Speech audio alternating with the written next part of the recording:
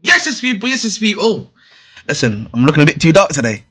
Let them be like. Yes, people, and welcome back to another video on the YouTube channel where we bring you all things Chelsea. I'm your host with the most of British T58 here today to give you another, well, I can't say video because it's not a video, it's a live stream, to give you another stream today.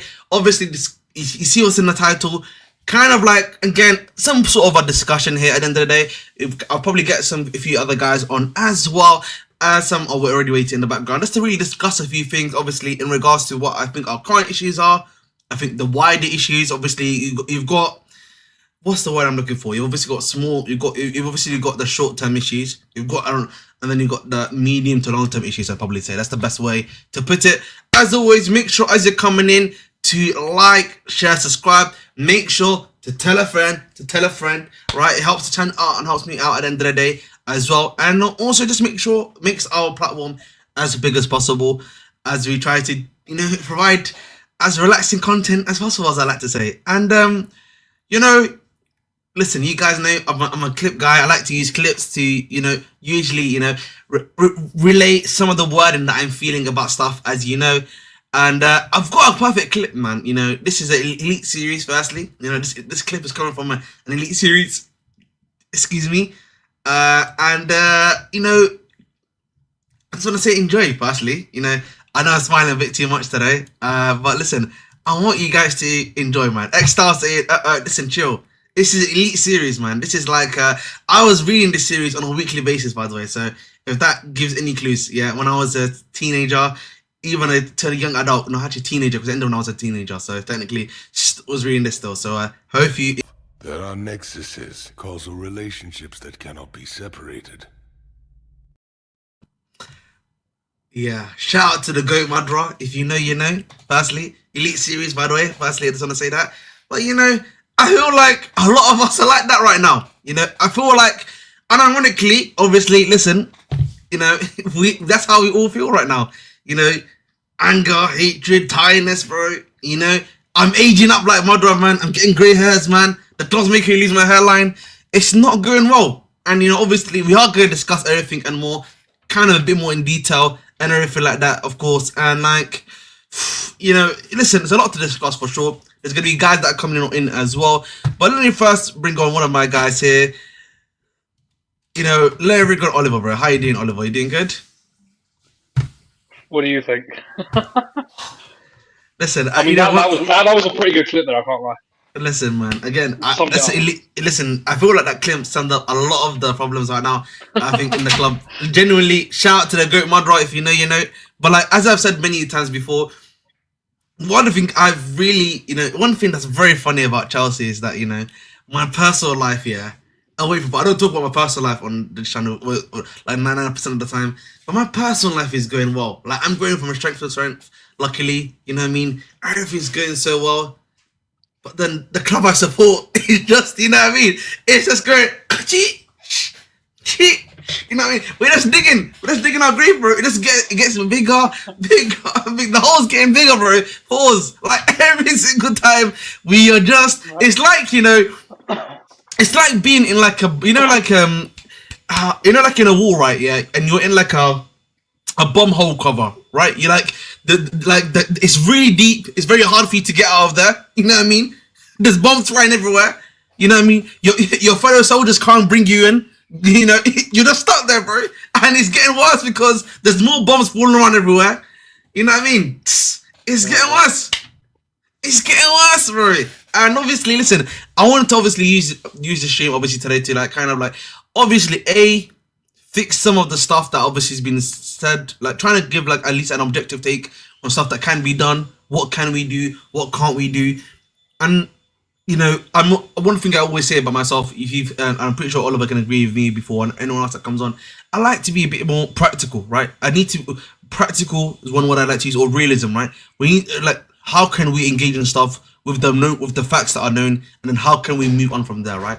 I think that for me is just the best way, I think, for me to put it, if that makes sense at the end of the day, chat. So we're definitely going to discuss that, talk about that a little bit more. I know I'm a bit rambling a little bit here, but I just want to really just put stuff out there just to make sure there's like some level, of course, at the end of the day, of understanding, I think, which is quite easily, which I think is as easy as it can be done.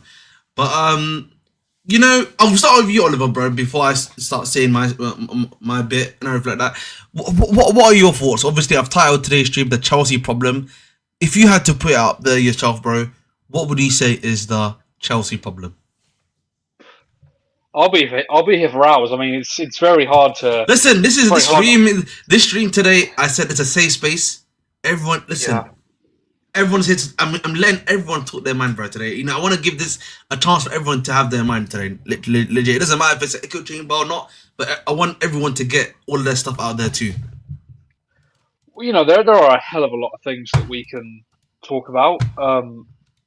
I think, you know, obviously we've just ended a January transfer window where we signed Among Us, or whatever his name is, you know, and brought back Trevor Chalobah. Meanwhile, it's quite fitting, you know, we're doing the stream now. You know, Manchester City played today, and their two signings, one in the midfield and one in the attack. I can't remember the midfielder's name, but Marmoush scoring a hat trick today. You know, but people tell us that you can't buy quality players in January, and there you go. There's the evidence against that. So we threw away a January transfer window when we severely needed reinforcements in many areas. We brought back a centre-back who, besides one game against a Wolves team that are in the bottom quarter of the table, besides that game, Trevor Chalobah is not a level raiser in this team at all. He showed that yesterday. He showed that in every other game besides the Wolves game. So that's just one thing. Again, there's a few things. You go further back to the summer window where we're trying to, you know, be buddy with George Mendes and signing players that we don't need and that the manager doesn't want, like João Felix, who has, you know, subsequently now gone on loan in that in said January window. Now we have no backup 10. Mm-hmm. There are so many things. I mean, I'm probably going to miss out a few things, so I think I'd rather just let the conversation bring those points up naturally. But that's just so much. But we'll get into it. I feel like for me, and I've said this before, like I just like if you just look at everything from like a Just like a short-term perspective, that's what I always like to start with, right? Like from a short-term perspective right now, and from like a Chelsea perspective, like, you know, the January window, we knew what was needed to be done, and nothing got done, bro. Realistically, right? And I think for me, I said this before, like just from a January window perspective, it's very much a poetic irony that, you know, the striker who was already in poor form goes out injured, and then the backup, who many people don't really rate and respect, girls are injured, and like essentially we just lose a position. Like it is genuinely like terrible. Like what's happened, at least in that position at the end of the day. I think for me the other.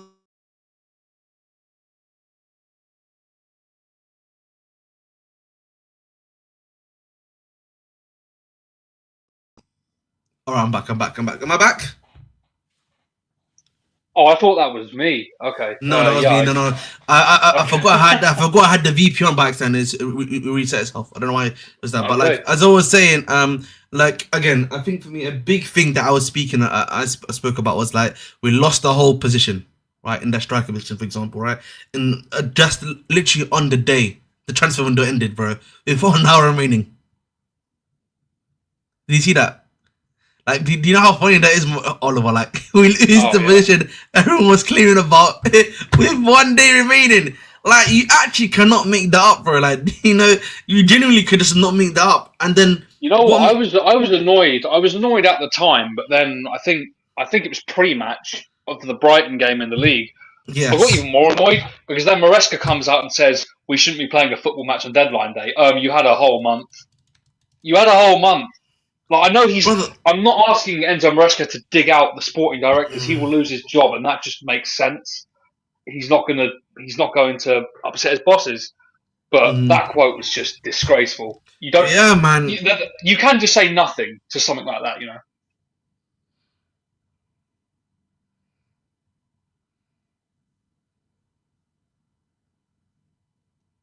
You gone again? Oh. No, it's just, you know, I just think about that stuff for a while now. It's just like that does not help him out at all as well at the end of the day, right? That did not help him out at all at the end of the day, right?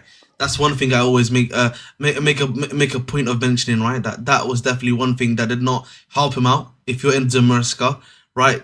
The quotes that he comes out with, like the quotes that he comes out with, by the way, yeah. I just want to talk about it in particular about. He's gone full Potts gene now. The one thing I always say, yeah, whenever it comes to a manager, bro, just don't. Sometimes, bro, it's just better to not say anything, bro. You know what I mean? Sometimes, bro, just say I don't know. How about that? Like, you know, because like all you like, listen, there are some things I can agree with that he's saying, right, because of the reality we're in, right, which we're gonna discuss a little bit more later on. But like, there's like other stuff. I'm like, you're not saving your brushes either, right? Because the thing is, like, yeah, you saw how people reacted to Poch. What makes you think they're gonna not react as so much differently to to yourself?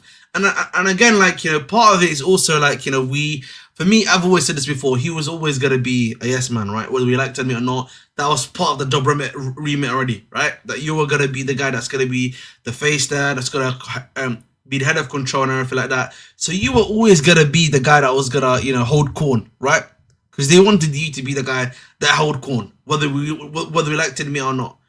And you've seen it, or you've seen it happen now in real time, right? With the way stuff is happening, where essentially, yes, while it's a lot of obviously I being not targeted to like the sport director stuff, a lot of it, if you look at online, bro, just the last few days, bro, has been on him directly, right?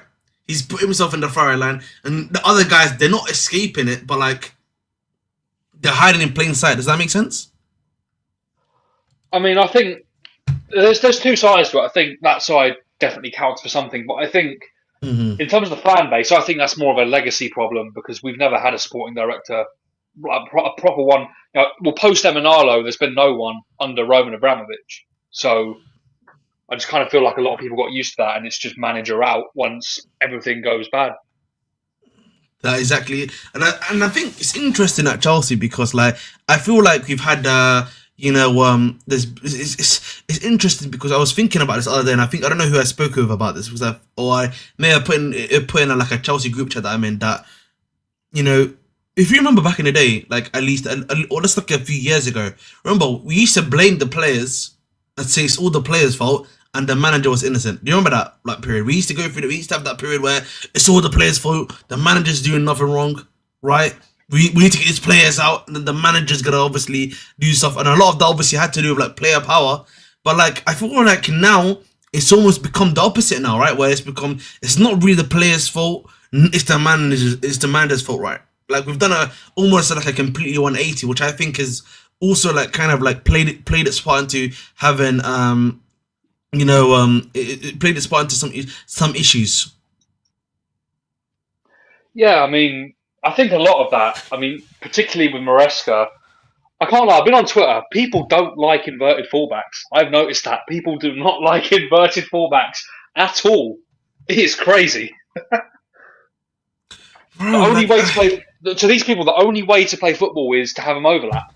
yes, like I think my issue is like and I've said this before, like it's the way you make things work, right? How do you make things work? Is it possible to make things work? How does stuff happen? How does stuff work, right? And at the end of the day, unless we find that method to make stuff work, then that's not the issue. And again, something that I find funny, and I've spoken about this before, right? Is that a lot of people will say that 90% of the squad is not good enough, right? Like, if we just look at the squad right now, let me bring up the squad right now, right? Just quickly, because like I think I want to have like a bit more of like a wider discussion just on the squad and everything like that in general. Don't worry, guys, I am reading your comments, and I agree with this comment that the squad should get you top 4 in terms of this season. In terms of what we have, we should be getting top 4. That I think is undeniable. But at the same time, bro. But I think go ahead, Oliver. While I do this, I'll let you get that up. I think what I'd say to that is I expected top 4 before January, and we weakened our squad. That is true. That is a good point. We weakened our squad. We have no backup left back, and I know you've made the point, Ahmed, but Cucurella was looking hella tired out there. He wasn't playing at his best. Caicedo is doing miracle work, holding things together. Luckily for him, he was able to come off in the last game, but by then we were 2-0 down. So what did it matter? There's just there's not enough there as a squad, and I don't know. Should or must essentially is the same thing, bro. Like we should be getting top 4. We must be getting to top 4. But I think if someone says should, I think that it's obviously doing a caveat of like in terms of like any injuries occurring by accident. But obviously in our case, I don't think that's necessarily going to be the case, right? But like again, if you look at the team right here, right? Let's be realistic, yeah. No one respects Sanchez. No one respects Philip Jorgensen. No one. Shout out to Bettinelli. I don't think anyone cares about Bettinelli. And shout out to Lucas Bäckström. You know what I mean? I can't say that much about him. Cucurella, right now, of course, people probably want to keep him. Right, Tosin right now. He's gone. No one wants him. Paddy Shield, people already like saw their socks. Levi Colwill, I'll be real, he's someone that I'm looking at right now with all due respect. I'm like, in his current state, it's time to go. I'll be real, unless like you say keep him for another season, then I don't know. Trevor Chalobah, right now. I think Chalobah's a decent player, but like again, his throws again showing out against both against Brighton and Man City. He's not been looking great, right? And you look at this Chalobah, I feel like again, time to go. We know the club already. We already know the club has got a plan for him to get out. Like he's like the ultimate player they're trying to get out anyway. So like that's not even with me talking. Reece James this season has been played a bit more, so can't really say that. But again, Gusto we probably would keep. Fofana, he's too injury prone in my eyes. You gotta move him on. Can't say anything about Anselmino. Can't say much about Chempong. You know what I mean? There's people probably say sell Enzo Fernandez. I'll be real, and I hear it still. Dewsbury Hall, I don't even know why he's here. Keep Moises Caicedo, Amari Kellerman. Big up to he's a young lad, but he's been essentially a PSR signing. Mathis is basically is a Strasbourg signing that's at Chelsea for some reason, right? Lavia, was it called? Yeah. I would give him one more season. You know what I mean? That's his last chance saloon, probably. Neto, fair enough. I hear you. No, listen. That's okay, bro. Right? I hear that. Neto, I can't sell him after one season. I think that's a bit unfair. That's just me, though. Mudryk, gone. Madueke should go.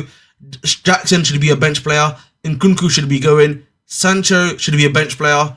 Right? And then Palmer, of course. Right? Tariq Jordan, Gui are already, again, these guys are academy, essentially guys you're just trying to build. So I don't have anything that much to say. And Dacho Fofana's trying to get brought out. But look, like, I've just read out the whole squad there, guys, yeah? And I've already said 90% of these boys should be gone. Just replay everything said about the defense and the goalkeeper. I mean, can you name 3 people out of that list that we keep? No. No. And listen, I know people talk about like Fofana, right? Yeah, for example, right? I'm sorry, bro. I can't rely on you. I'm sorry, I can't rely on you. So like, I don't know why people expect me to keep a guy that I can't rely upon. There's no chance I can rely upon him to give me a consistent game, right? To do the stuff I need him to do. Like right now, bro, we're looking at again another rebuild in the team, right? With what I've just said right now. You're almost looking at another rebuild. After a full window plan, they briefed us. Oh, I am looking at another rebuild, bro. Just by like just me doing like trying to be as objective as possible. Even putting my bias aside, I even said get rid of Madueke, right? I'm looking at that squad. I'm like, that needs another rebuild, bro. Like the whole battle needs to be rebuilt. The goalkeeper needs to be basically rebuilt, right? The midfield, I'm basically saying we need 2 more midfielders right now. I need a few more wingers. Yeah, and I need another striker. So it's basically saying I'm back to like where I was, like almost in like March. Was it called when they bought this club? When they bought the club, bro. It's almost like I'm back there, bro. The only difference is I've at least got someone like maybe like a Palmer who even his performances have gone down, and that's it. So we're trying to rebuild the rebuild. That's exactly Somali Flame. We are legit trying to rebuild the rebuild. But big up to Scott, bro. How are you feeling, Scott? You doing good today? I'm doing great. On that, by the way, I said this on Lewis's show channel earlier. Like, we've been in a constant state of rebuild since these guys bought us 3 years ago. Exactly, bro. Bro, we're still in the process of a rebuild. It's been a 3-year rebuild. Bro, and Scott, we've not built anything. We started bro. It's like, you know, when you like start rebuilding your house or something. Like, we haven't even set the foundations. We've got the plans. We've got the plans drawn up, and that's it. And that's where we've been for 3 years. It's just with plans drawn up and no foundations. Nah, Cigar City Blues. I would have to say respectfully, I disagree, bro. Like I would try. Listen, if the players that I said needed to go, this is from our squad, bro. I basically said we need to keep 3 fullbacks, 2 basically essentially 1 midfielder that's in there in Casado, right? And what was it? I said 2 bench players and 1 starter. That basically means I need a whole rebuild again. I'm asking to have a whole spine rebuilt. Yeah, largely speaking. Largely speaking. Oh my god. Of like squads, like we've got what I'd say we've got Jorgensen. Big up to just quickly, boys. Big up to my boy Don Sam. Obviously, thank you for the raid, much appreciated. Yeah, I know you're here on my downfall, but all love, man, all love here, man. But what were you saying, my brother? What were you saying, bro? What were you saying, Scott? I'm just counting in my head the amount of players in a 25-man squad that I would. Scott, you don't even need to do that. Look, I've got it for you right here. Lovely jubbly. You're gonna listen. No. Okay, so let me go through it. So the players I'm keeping for our squad next season. Yes. Jorgensen. All right, that's 1. Both right backs. Kukurea, I know, but that's Rich James. Fofana. I'm not keeping Fofana, but I'm sorry, he's too injury prone. I would get rid of him as well, but I'll name 2 players that I would get rid of, but I can understand them staying in Fofana and Tosin. I'd get rid of both of them, but I hear if they both stay.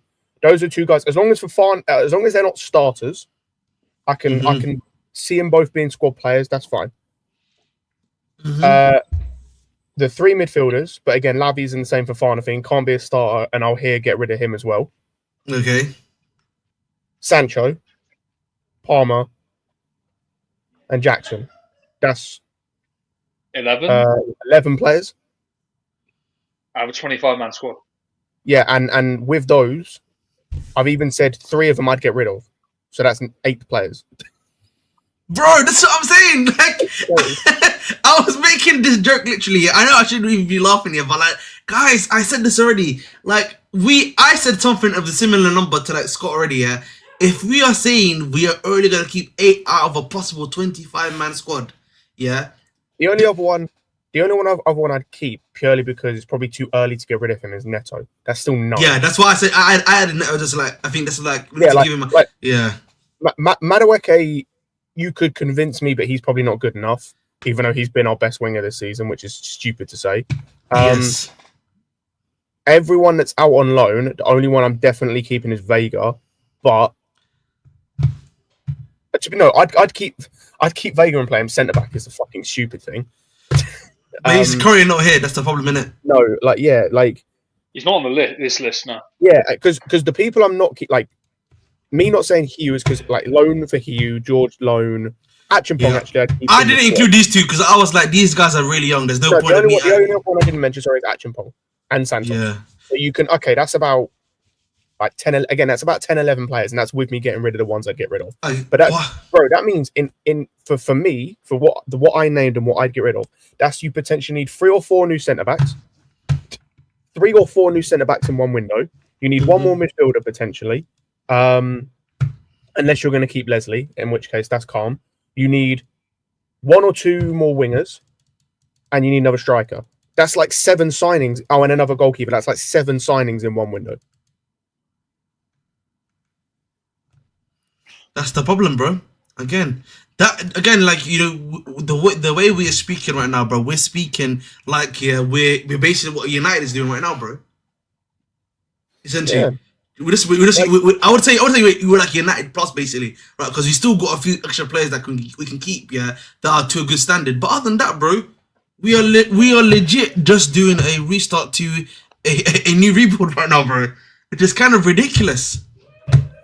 We got Surfer, man. What are you saying? The thing is, even if you want to say, okay, let's say we can only make 4 signings, cool. That's a goalkeeper, a centre back, a winger, and a striker. That's still cool. That means you've addressed definitely 2, potentially 3 positions of need. The only one like that you don't really address is centre back, and like if you get a quality centre back, cool.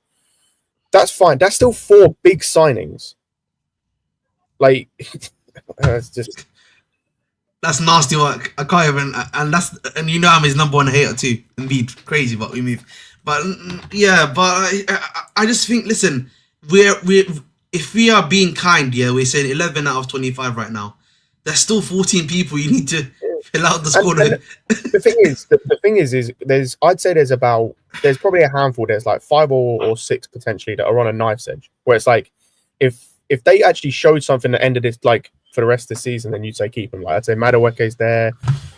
I would have put Madueke's season's over, bro. Like he's not. Oh yeah, no, his season's done. But I'm saying if he could, Felix, if he was still here, I'd include in that. Who else? Like one of the centre backs, like for example, Chalobah, for example, if he stops being a bozo, or Colwell if he stops being a bozo, or Badiashile when he gets back. Like if some of these guys actually can like show some consistency, then like okay, cool, I can hear them staying to be squad options. Can't be starters with squad options. But like I don't trust any of these dudes currently with where we're at in terms of from how we're performing on the pitch, how they're performing mentally, like to show me anything other than the 2 games against Southampton and Leicester because they're that shit. My word, mate. My word.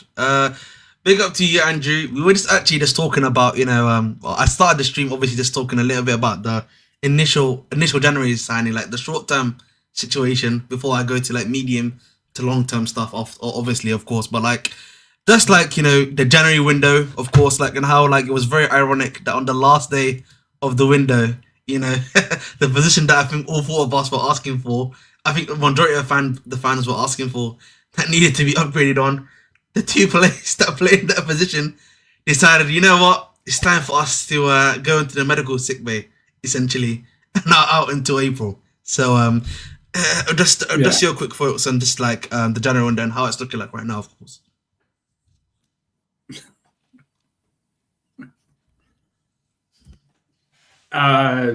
What window? What window? I mean, don't forget those guys. What Andrew thinks about how to put his just apathy for that window into words. Don't forget we're not allowed to sign players in January. It's not allowed. You can't improve on a position in January. A complete waste.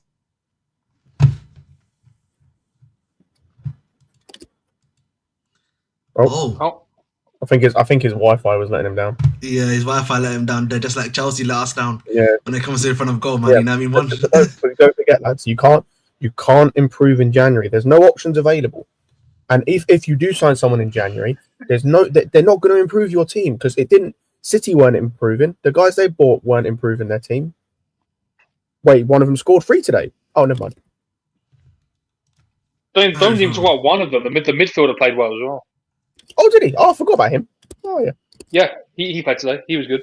No, EPO turf, we're getting there. Listen, I started just talking about the January transfer window, bro. One step at a time, bro. Like, I don't know if you came to the stream like really late or like the other guys, but like, if you came to my stream, I already said I'm gonna talk about a lot of stuff. This is like, you know, a safe space today. We're just gonna talk about everything, bro.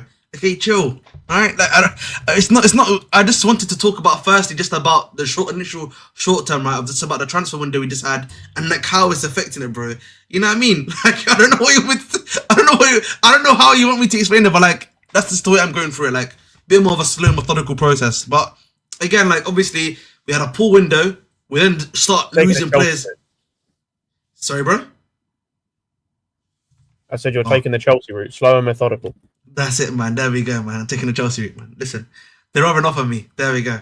But like as I said before, that's crazy. Oh my god. But listen, essentially, that what I'm trying to essentially, yeah. Like listen, again, what I've said was right. Again, very bad window. Then we just have the catastrophe of injury, and I think the other thing I want to talk about before we actually get to the manager himself, but I want to start a little bit on the manager, which is I think I don't understand like because it's happened with Poch and it's happened with him now where.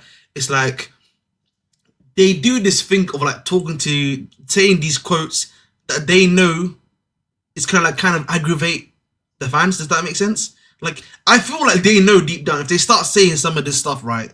Like that ain't gonna help them out, right? It's not gonna help your situation out, buddy. Go further back than that. Graham Potter.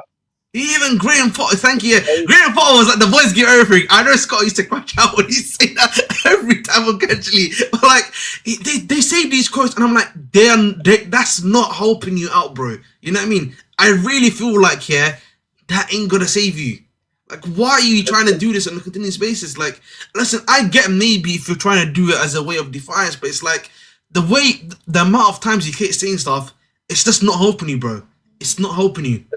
Ahmed, it's because of job security. Like if they don't say this stuff, like if they start like we saw it with Poch last season, it's like the moment he starts talking out of turn and like saying things that the owners and directors don't agree with, he was gone. It had nothing to do with where we finished. We're seeing that now. We're seeing the quotes from Maresca tell you it was nothing to do with where he finished. That was exactly where they expected us to finish in the first season of this whatever it is, project rebuild. Insert buzzword here. Like it's literally nothing to do with where we finished. He got sacked because he became not agreeable to work, and that's what they do. The moment that you give them any kind of issue, and like, I need to be careful what I'm going to say here because I got told something in confidence, and I'm not going to say what, but of things that I've heard, this is a regularity with them. If you say something they don't like you end up having consequences. So basically, we've got and the issue is with these guys is that like they're in their own little bubble of like I said this on another stream or another show. I can't remember where, but it's like this happens in football. This happens to the best, by the way. Like Sheikh Mansour is one of the best owners for me in the world. He still gets criticism for the window they had in the summer. Like every sporting director in the world, every owner gets criticism at some point. You can't be in your own little bubble and just like think that nothing bad can happen and you can't have criticism and it will go away. Like that doesn't work.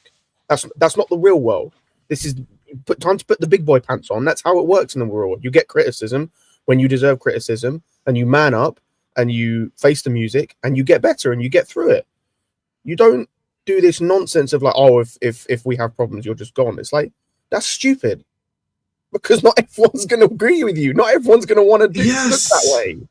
Yeah, I think for me, like a big problem is like, you know, getting to sporting directs a little bit before I get back to Maresca is like it feels like for me they're too. I think someone that's a good comment actually. I actually like this comment, but like I think they're too. It feels like they're trying to like control an environment that's uncontrollable, right? like you don't have the sources, you don't have the skills to pay the bills. You know what I mean? And everything like that, and everything like that. And it's just like if you don't, if you can clearly see, I don't know how they think this is gonna work, right? Because for me, there has to be something they're doing to make them believe that this is gonna work, right? Because like I just don't like it's not worked. It's worked on lower levels, but like how can you make stuff work on like a bigger level when you don't have like the stuff set up? I've said, right, you don't have anything set up for yourself, nothing's been built, you've not done the groundwork, etc, etc.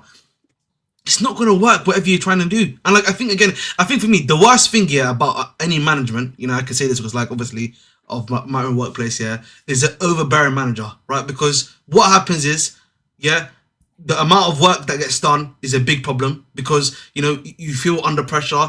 The employees themselves aren't able to do their job as effectively as possible, right? You start limiting the amount of work that can actually be done, and then it becomes a bit too much. Does that make sense, guys? Like I'm pretty sure you guys have experienced that even in any of your own work, in any of your jobs, right? And I'm pretty sure the chat, if they've worked or if they're like, I know, so there might be some younger guys there, but like that's something like, you know, being overbearing does not suit you, does not help you out, bro. Does not help you out at all.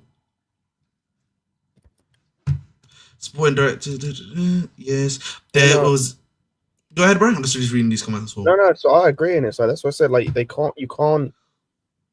Things are gonna happen and things are gonna clash. And I'm not saying you're gonna have moments like Tuchel did with like Leonardo. Like I'm not saying you're gonna have moments like I'm trying to think who else Zidane had with Perez the first time because of issues and what. Like you're not gonna have that all the time. But I'm saying you might have a little bit of friction here and there. Things don't quite add up. But then you got to have a meeting, and come to a consensus of like what works. Like you can't do this. Yeah, you can't do this protective stuff. And if something doesn't work, like if someone isn't doing something exactly as you want it to the letter, everything, like they're gone. That's stupid because all that does, that just puts people off coming. Like we saw with Nagelsmann, we've seen with others, like they'll just go elsewhere. I just wonder, and everyone, if you work in an office-based or admin environment, you'll know this term. I wonder what these sporting directors' KPIs are. Mm-hmm. Yeah. Do you know what I mean? I just wonder what they are. I just wonder if you don't know the term KPI, look it up. You should know in a management role, leadership role, admin role, business role, what their KPIs are. Because I don't fucking know anymore what their KPIs are. Because the narrative's changed.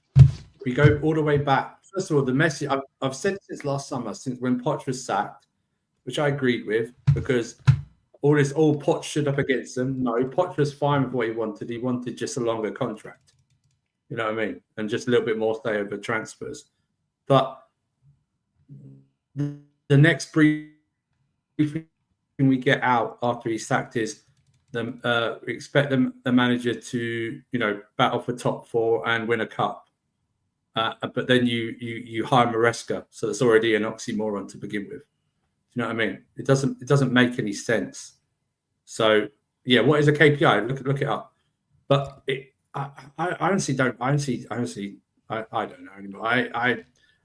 You asked me earlier about the January transfer window. The January transfer window showed to me, and then the following comments from Maresca showed to me that they had no intention of doing anything in the January transfer window, no matter what. No intention. But they always, I think the January window stuff, like we knew since like mid-December, they never wanted to do anything, bro. They were like, listen, we don't want to do anything at all. And then obviously the thing which changed like the situation was obviously Fofana went out injured. We lost a bunch of bodies, and I was thinking, okay, we probably can bring 2 guys back via loans to sort some of the stuff out, but we should probably look at one signing to fix everything up. And then that didn't happen. And then obviously that's just the January window. I think also another problem is, not a problem, but like something that we should already know by now is that Maresca also did sign this contract, right? Where he was willing to do all this stuff too. So on some level, if I see, I don't really like this idea of people feeling, sorry for Maresca, because you should not be feeling sorry for him because he was willing to do this as well when he signed it on the dotted line as well. That's something I can't necessarily feel sorry for him for at all. I can understand that, and I totally understand that. He would have agreed. He knew what was coming in, and that's why I don't. the thing, it's not about even feeling sorry, but it's like you can't talk about top 4 and a trophy, then hire Maresca, and then have a shitty transfer window where you don't back him as best you can to help him achieve goals, right? Big up, bro. And then the narrative changes halfway through because we're going through a bad period, and now top 4. Oh, it wasn't for this season; it was in a year or 2 years' time. You can't. Don't piss on me and tell me it's raining. You know what I mean? Just don't do that. You know what I mean? It's one of those. You know what I mean? Don't do that. I don't want to hear that. Do you know what I mean? I don't listen. I'm under. You guys know my predictions after the summer transfer window. I said 6 at best, or when we didn't get the players I wanted, and we're in the top 4 race. Okay, and my biggest question mark was Maresca. I'm not a Maresca out guy because I didn't know. This is what I expected us all season to be up and down Euro side, but I just you can't set a guy up. You know that term, setting him up to fail? I never really believed it. I never really believed that until these 2 transfer windows. Do you know what I mean? Even probably now looking back on it, probably not until this run, looking back on it. Because if you, I know, I've said this before, my theory of now with these guys with their transfer windows is unknown, 1 or 2 names that people know to get everyone psyched about a transfer window, but the rest unknown. This summer, look at all the transfer business before the Neto signing, and then we signed Sancho after it. So it's a bunch of unknown or people who go why, and then Neto and Sancho totally changed the way people viewed that transfer window, or some people viewed that transfer window. It's suddenly, the transfer window is not that bad. We signed Neto and Sancho. You know what I mean? Even though some of us were going, yeah, that's great, but you sign players that we need, but not like the highest of needs, right? Still need a goalkeeper, still need a striker. You know what I mean? People were saying still in the midfield issue, we still would run out of midfield, centre back, stuff like that. But you didn't get them. You know what I mean? But you're right when you said about Maresca knew what he was going into in terms of how the project is and what we're going to buy. But I still think he's not being supported properly. No, but I know what you mean, because I think you and I have agreed on this before, in the sense that like when you're a new guy, you need to support the new guy with the players that make his thing to actually work and tick, right? I've said that before, right?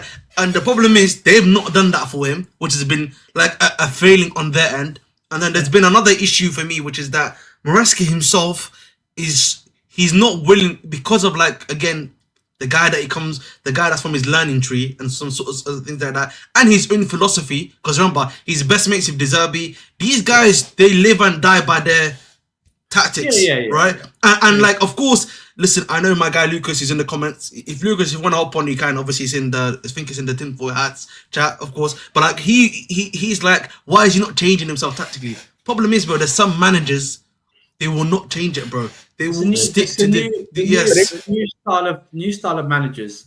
Exactly. I'm seeing right now, believe in their own philosophy, system, whatever you want to call it, and they don't want to change it that much. That's that first. They want to ride it out for as long as they can, to the detriment of what they're trying to do. Like, for instance, I don't know if people agree. I'm starting to think right now, we need a system change. I agree. And I think Saturday for me, or Friday, sorry, the space, the distance of the big space from our attacking players between them was so huge. Do you know what I mean? It was like, Sancho's not a touchline winger. Why are you asking him to play like a touchline winger for? He's not a touchline winger to begin with. Yeah, I think we need to go free at the back, and I think you need to, play Cucurella and Gusto, whatever you want to play with, wing backs, whatever you want to play with, and then you have Nkunku, because they're the only ones left. You and Nkunku, Sancho, and Palmer closer together and try and get the best out of that time. But I don't think he's going to do that. I think that's even come across into his mind whatsoever. This is the issue you have with these managers, and I think it's on Lewis' stream earlier. It's like, and this is as much as Maresca has faults, and I think we'll get to more of his faults in a moment. It's like, I'm not surprised he's not changing the system, because that's what he's never done that before, and he's never had to. Like, And it's the same with Amorim at United. It's the same with Ange at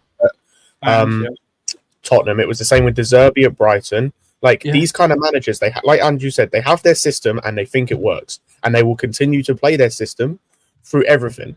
Like it doesn't matter what happens, injuries, bad form, whatever. They'll still try and play their system for everything. And you went and hired him, and then decided not to build a squad that was going to fully suit that system. So if that was what you were going to do, why don't you go and get like Iraola, who you're seeing with Bournemouth is a bit more pliable, has a few more things he can do, is really just kind of playing to his team's strengths and just saying, go and play with some intensity, but go and do like what you can do and that sort of thing. Do you know why, Scott, though? Because they thought they did. They thought, let's just give him Dewsbury Hall. He played for him at Leicester. Yeah, that'll work. Yeah, but even in that case, like that's one player. I'm not saying I agree with it, by the way. That's their thinking. That's my theory on their thinking. Oh, you might be right, but then that's farcical. That's annoying. Like that's we've said it multiple times though. I keep hearing this summer transfer window. Looking back at it, you always hear the opportunities, right? Opportunities for because remember there was two transfer windows. There's a PSR one and there's a normal one, right? So I know I go to Villa, right? I know they're going to buy Maatsen off me, and we need to buy another player. So I know I'm good. They're going to buy 35 million. I know. We do need a striker. Let's see if Duran's available for 40 million, because that's what he would have cost then, because he didn't sign a 6-year deal until after the season started. Let's do that. Oh, he's got behavioural issues. I know what those behavioural issues are. He wants to be the best. That's why he's got those are the behavioural issues. He wants to be top dog. He wants to be number one. I know. I'll go to Leicester, another PSR issue. Do you know what? Who are we going to buy to help them out? Do you know what I mean? Should we buy KDH for 35 million, or should we buy the goalkeeper for 40 million? Who knows how the rest are going to play? No. Wait, I never understood the PSR thing with Leicester. Like, why did we actually buy KDH? I don't know. Like, what I think we sold them an academy player. Yeah, we bought KDH, so then they'd spend 6 million on Golding. Oh my! So basically, legit, it was a PSR thing, and also I think Oliver is also right, and I think I've said this as well, that they literally thought, he fits the system. He fits the system too. Genuinely, you know why that makes sense, right? If you amortize it, right, and that makes perfect sense. Scott just said. There's a good video. Yeah, there's a good video. Ahmed, to a lesser extent, it's basically because this is a much better player. It's basically what we did when Sarri came in, and we gave him Jorginho without suiting the rest of the squad to Sarri ball. Yeah. Here's another thing, right? So that was the summer window and stuff like that. The January transfer window was an even easier layup. I'll tell you right now. So you have a defender issue, right? So you got Palace there, right? Their best defender is not going to. He's got 18 months left. He's not going to sign a new contract. You've also got a sell-on clause for him that if he's sold to anyone else, you get 20% off.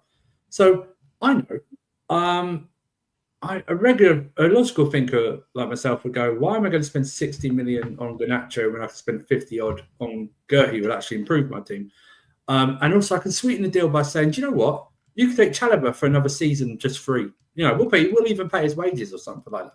No, let's just bring Chalobah back, because that will solve all our issues in defence. And not a guy who's actually experienced in the Premier League now, who's actually been doing well, actually played well at the Euros, was England's probably best player at the Euros, and his leadership and everything like that. You might think he's the best, but he'd certainly improve our defence. Do you know what? Our midfield options are short of. We don't want to recall Hugo Chukwu or Santos because we want to ruin their experience. Do you know what? If only there was like a midfielder he could take on loan, say from Juventus, on loan, or like who's got Premier League experience. If only we were in some type of communication with him. Oh, we were, because we sent a player on loan to them. Do you know what I mean? And you know what? Oh, you know what? We need a striker. Do you know what? How's Osimhen doing? Oh no, he won't leave. Oh yeah, but Galatasaray are about to sign Morata on loan with an obligation to buy for the rest of the season, and he's only going to cost 65 million. Oh, that's only 5 million more than you may be willing to spend on Garnacho. The easiest, and you had no. Do you know what? For these transfers, you had no competition for them either. You had no competition for these transfers whatsoever. But you know what? It's okay. It's okay because we got the. Sorry, I'm trying not to swear at Ahmed because your channel. I'm not going to say the C word, obviously, but You can swear on the channel. Listen, I swear here all the time. I've already sworn. We got the fucking Exactly. You know why? Because we got fucking deals lined up in the summer. All right, we've got deals lined up in the summer. Hey, do you know what, fuckwits? How about you spend right now to get to the fucking you don't have to fucking spend so much in the summer. Because I already know your striker target is fucking Liam Delap. So I already know that tick. That's done. Do you know what I mean? It's easy layup. Easy layup. That's why I said I don't know. And these guys gave an shout out Stephen A. Smith, unlimited goal to pat themselves on the back during a winning run. Pat themselves on the back during a winning run, or undefeated run, that they put the squad together, a good squad together. Fuck you. Why do we need two of them? Why do we need two of them? They're doing two of them, right? They need two of them are doing half the job and they're twice as shit. They're doing it. They are what? Why do I need two sporting directors? Who Norwich City don't have two sporting directors. They have one. Why do I need two of them? They're both rubbish. Oh, but they signed Kendry Price and Esteva. Bullshit, did they sign them? That was the South American scout that signed them players. You know what I mean? Oh, they bought this player and this player. Every big signing we've made, these guys are bottled it. They had 3 months to sign Caicedo with no competition and couldn't get it done until after the season started. So Ed Barley was there. Andrew, it gets worse than that. We spent what, an entire month, 2 months, trying to sign him for 70 million when they wanted 80 to then pay 105. Yeah. Oh, Enzo. Oh, do you know these guys spent an entire window struggling to sell Cassidy for 13 million. Honestly. Because we wanted that good old book profit. We couldn't sell him for 10 because that would have meant no book profit. We had to sell him for 13 because book profit. I know. Ahmed's favourite phrase. I've got one striker and 19 fucking goalkeepers, or how many fucking goalkeepers it is. Why have we got fucking 8 or 9 goalkeepers and only one recognised striker who's not a proper number 9 to begin with, or an 18-year-old kid? Oh, okay. By the way, just on the striker thing, that the what makes it worse, by the way, is because everyone goes, "Oh, who'd you buy? Who'd you want?" Okay, cool. What I'm gonna do now is I'm going to list some strikers that were available and moved during this January transfer window who would improve Chelsea Football Club and were cheap. First of all, I would take him, by the way, on loan. Morata, I would have taken back on loan. You had Santi Jimenez, who moved for, I believe, maybe Lucas can correct me. I want to say it was less than 20 million. It was a 30 million. It was a 30 million euros. Oh, thank you. You had Cucho Hernandez, who was the best player in MLS. I don't give a shit. It's MLS. He's a regular goal scorer. Would improve this team. He signed for $16 million to Real Betis, who are now better. You had, who else moved? Marmouche. I'm not saying we could have got him, but it was expensive. But he's now scored a hat trick today. He's already improving that City team. That's 4 off the top of my head. As Andrew said, you could have. Colin Moani, didn't massively like him, but Colin Moani's gone into Juventus, already started scoring. Vlahovic is now available. You could have got him. Not necessarily my favourite, could have got him. Evan Ferguson has since moved on loan to West Ham. You could have asked Brighton for one of their 3 other strikers, potentially, just to see. Probably not, but just to see. Who else have you got that moved? Duran. How many are we up to? Oh, Duran moved. You could have got him in the summer, like Andrew said, but no, you had to now pay 90 million. What are we up to? 7 strikers? 8. I've got 8. Oh, 8. Perfect.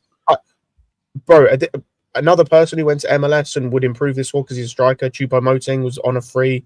Could have got him. No. That's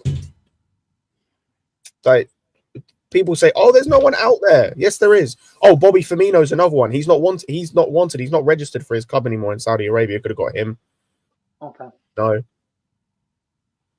Just no. Listen, Boniface was available. Yeah, but he's. But no, we decided that. Profit. That's what we were searching for, boys. So that's These I guys, hate. That's what they were genuinely searching for, and I think for me, sport. I just feel like again, I don't think if you come from a Brighton, or whatever. I think the other one was a Monaco, right? Like, I don't really feel like, listen, I don't even think it's an experience issue, bro. I just don't think that it's good enough. That's just the problem. There's sporting directors that have come from some of these places, bro, that are doing the Lord's, right? That are doing the Lord's work, bro, right? It's not about, for me, experience, bro. It's just about, these guys are just not good enough, not talented enough to do the job that's being asked of them, right? And you've seen it now, clear as day, over two managers right now. But obviously, go ahead. I disagree slightly on the experience thing, because I think when it comes to the big signings, as we've seen, they screw them up because they've no idea what they're doing, because they've never had to sign a player for 100 million. Fair enough. That's a good point. I think Ruter in the summer was Brighton's record signing, and he was like 40 million. That's what we paid for Palmer. Yeah, he was. Like, and that was they signed him in the summer after these guys left. Yeah. So you can't even say like, they're used to doing that, because before that they were making like 30 million signings, which they can do with regularity, as we're seeing.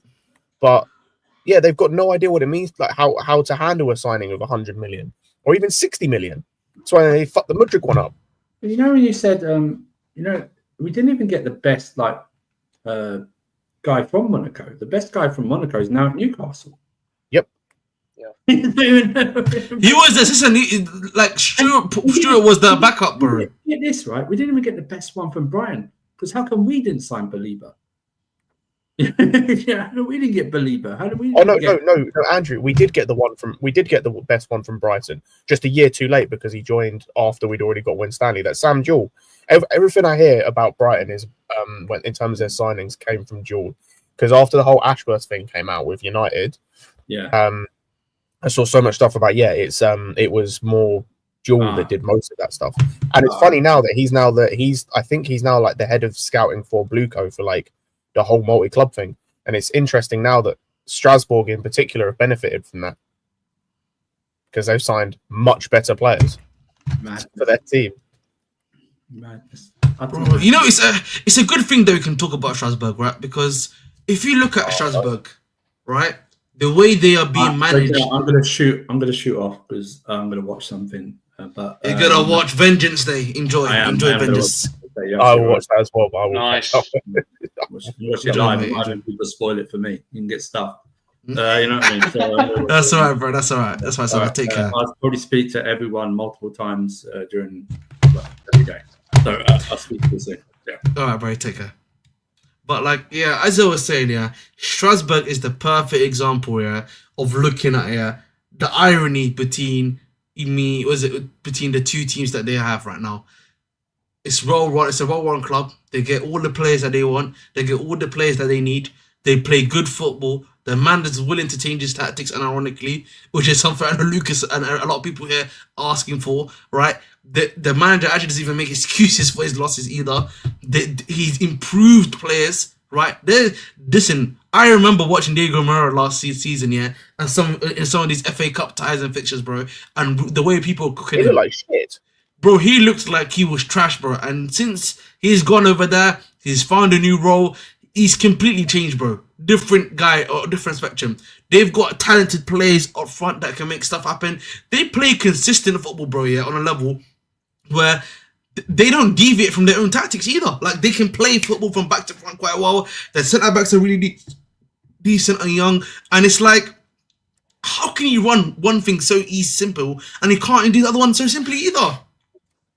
There's less pressure. People in charge. Less pressure. That's a good point. They've got like Mark Keller, haven't they? That's their guy. Yeah, they actually kept their sporting director, I think. Well, he's their chairman, so they kept their chairman, bro. And I feel like, that plays a big part, because he's obviously been there for a few years. He's got the experience and stuff like that. And you can see that he can, they can do a job.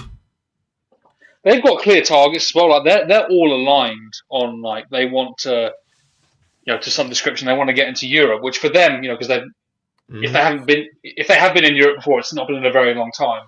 That would be massive for them. You've got to think relatively here. the thing with Strasbourg though is it's like it's a level they're used to working at though.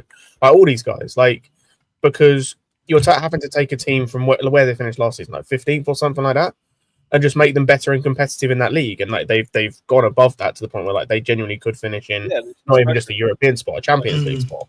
And it's like, but that's what they do. Like that's what these guys, like even the guys we've got. I know they're not working at Strasbourg, like your Win Stanleys and Stewarts and whatnot. But like that's what they're used to. They're used to taking a Brighton or a Monaco and having them kind of knock on the door of the big boys and push them a little bit. It's when they've got to take that team from doing that to, okay, we've now got to be a dominant force in that league, that they're failing miserably. Wait, there's a practice on February the 25th. By the way, like, but on the Strasbourg thing, by the way, like, I find it insane that we have decided, like, you've got Strasbourg signing all these guys, and you're telling me they couldn't go and spend 15 million on a guy if all he's going to do is have work experience here for 6 months. We've literally bought him here to acclimatize or acclimate or whatever you want to say to the country for 6 months for him to then leave and go back to the country and league he's originally from. Can someone explain to me how that makes any sense? Like, it's not like Anselmino, right? As much as I wish he'd gone out on loan, it makes sense. He's coming from South America. He's coming to a whole new continent. Like, you can acclimatize him to, like, European football and stuff, even here, and then he'll go on loan to Strasbourg, potentially, if he goes to Marseille. That makes sense. We bought a French guy from Ligue 1, and we're having acclimatized to England for 6 months to loan him back to France. And not to mention, we also we signed we signed the central defender from Strasbourg to loan him back, didn't we? Yeah, so couldn't wait until the summer for that. Yes, I just don't understand. Like, some of these deals did not need to happen now. That's the point I made a lot more, particularly in the previous this January window. Like, we didn't need Mamadou Sarr to happen now. We didn't need this guy to happen right now. We didn't need this other stuff to happen right now. But for some reason, they just decided to make it happen now. It's just stupid behavior. Again, it's what it just comes back to. And then again, I just look at these sporting directors, and it's like, guys, you know, surely these guys can, the ownership can see at this point that these guys, for example, are not good enough. Why are we not moving on from them, right? We can, you know, they've brought in the manager. They've brought in these players that are not working. We clearly need another rebuild. For me, the only way this makes sense, and I've said this before, is if Igbali is content and happy with what is going on, essentially, in regards to what is happening right now. If that makes sense. No, I'll tell you what it feels like to me. I think Andrew was alluding to this before he left. To me, it feels like they jumped the gun. I think, me personally, it kind of gives the impression they saw us going to Goodison Park. We were second in the table, 2 points off top, and they were vindicated. That's what they felt. That's what it feels like to me. They saw that and they were like, okay, so we've done our work here. Now it's just up to the manager to carry on the form. Well, that's not how it works. And then you weakened his squad. But I feel like if there's ever an example of that they would have known about, is Brian. I remember. Do you guys remember when what's it called? De Zerbi had that team cooking for like a good part of the early part of the season. I can't remember if it was last season or it was the season before they got Europa League football, right? The first half of the season, they were cooking, they were playing really well, and then there was this moment in December where they just basically tanked. For last season. It was either last season, right? They just basically just tanked. We're losing games left, right, and center, bro, on a consistent basis. Yeah. Right? And like you already have the vision. You already know what's going on. Like, I don't understand why we acting like this has not happened before. Big up to Tyler for the £1, bro. Much appreciated as always, man. As they say, man, every little helps, man. Always appreciated. But like, you've seen that before. You've seen everything that's taking place, and it's just like, why are we continuing to do this, brother? Why are we continuing to do this? That's what happens. Big teams get found out. Managers get found out. You know, after a while, you know, they just continue to like see what's going on and watch games and rewatch games, and then eventually they'll figure out a team. You know, Liverpool, they're flying right now, but I guarantee you this: next season, Slot is going to have a difficult time because, you know, a lot of those players are probably not going to be there next year, and I feel like a lot of managers are probably going to study over the next 14 games to see how to stop Liverpool. Right now, non-informs have kind of already found how to stop Liverpool, but I feel like a lot of teams are going to be found out over the next few months or so. And Chelsea, unfortunately, we've had injuries and then a combination of just the same repetitive play every single week. And again, we spoke about this yesterday, Ahmed, right? He hasn't really rotated the squad the way that we wanted him to earlier on. And I think that has allowed players to get injured. And then now we are where we are. Wait a minute, is there a protest or something? What's going on? Like, I'm not aware of any protest. Maybe I've been on Twitter all day. There was a small Twitter account that basically they named a date and time and location, and it's the Southampton home game. And I think a few big accounts were trying to latch onto it and retweet it, just for the sake of something being organised, because no one can pull their finger out their arse for that one. That's fair. Listen, if there's something big going on, I'll try to go there. I'll try to, but again, I would probably have to get a ticket there first if I'm gonna go. To be honest, because then at least I can go to the game and do it with us. You guys are way too nice with your protest, man. No, it's not. Again, you had my point, right? We'll get to it eventually. Yeah. But like, again, I feel like and I don't know how many more times to say it. I think the real is, how you protest is one thing, because I need to know. I would need to know what we're protesting. Is it the practical what we're trying to protest as well? You've got to have a sensible manifesto. Yes, you got for me. You need to have something that's realistic. Sensible. Every man has a different issue with the ownership group. Yes. Like, some people hate the young thing. Like, I don't mind the young model, right? Yes. As long as you're getting elite level talent. Exactly. If you had gotten someone like Simon Rolfes, whatever his name is, the guy from Bayer Leverkusen, yes, we know for a fact was able to build a team that won a league title in the Bundesliga, right? I don't think people would be like, okay, this guy, he's 42, 43, he's young. That's what I'm saying. He was able to build a really good squad that won a title versus Bayern. So this is the type of guy that I think the fans expect, not a guy from Monaco and a guy from Brighton, right? I don't think anyone here would be pissed off if we were actually going for elite level sporting directors. But we're going after guys that are not like good enough at all, And Monaco was like, what, a 5th, 6th place team when we got, it was Stewart. And then Brighton was the best they'd finish was 3rd, I think, under while he was there. Again, no one and he wasn't even the guy, like you said. He wasn't even the guy. The guy was what's that guy's name? Mitchell. The other guy from Monaco. Yeah, Mitchell. Exactly.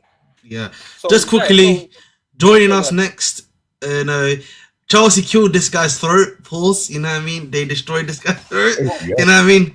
Listen, this guy, he knows what I'm saying. Don't laugh, man. In the background, we know that's true, man.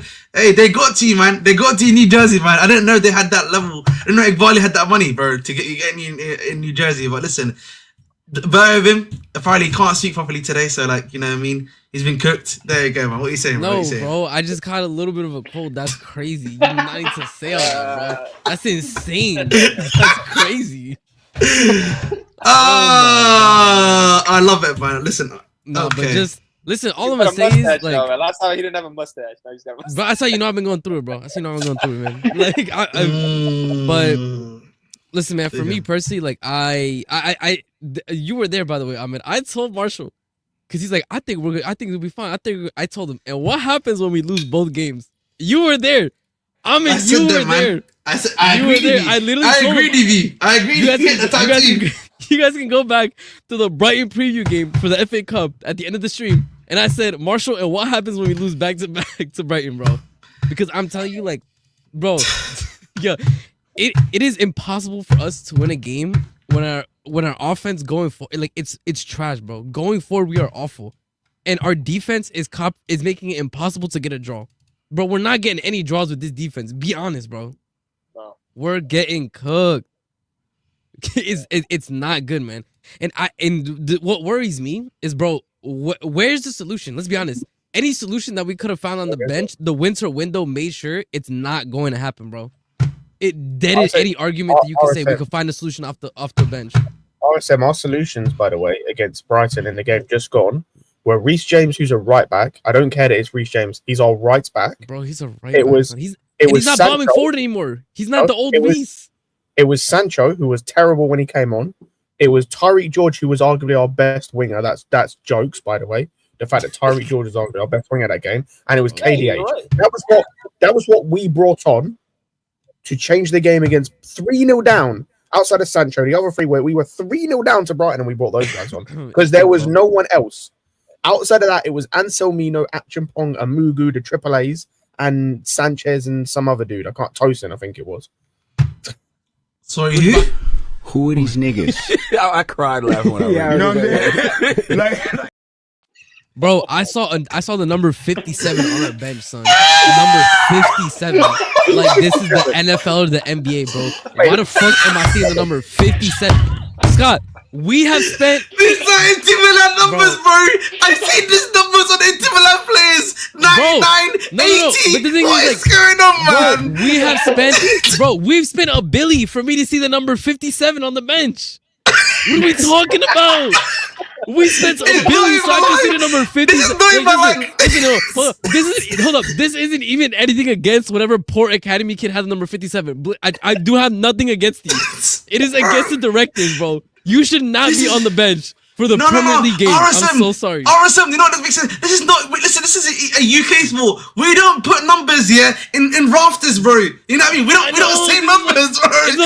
It's not like the low numbers were taken, son. It's yes. like... Oh my no, god! We're finito. And don't even, bro.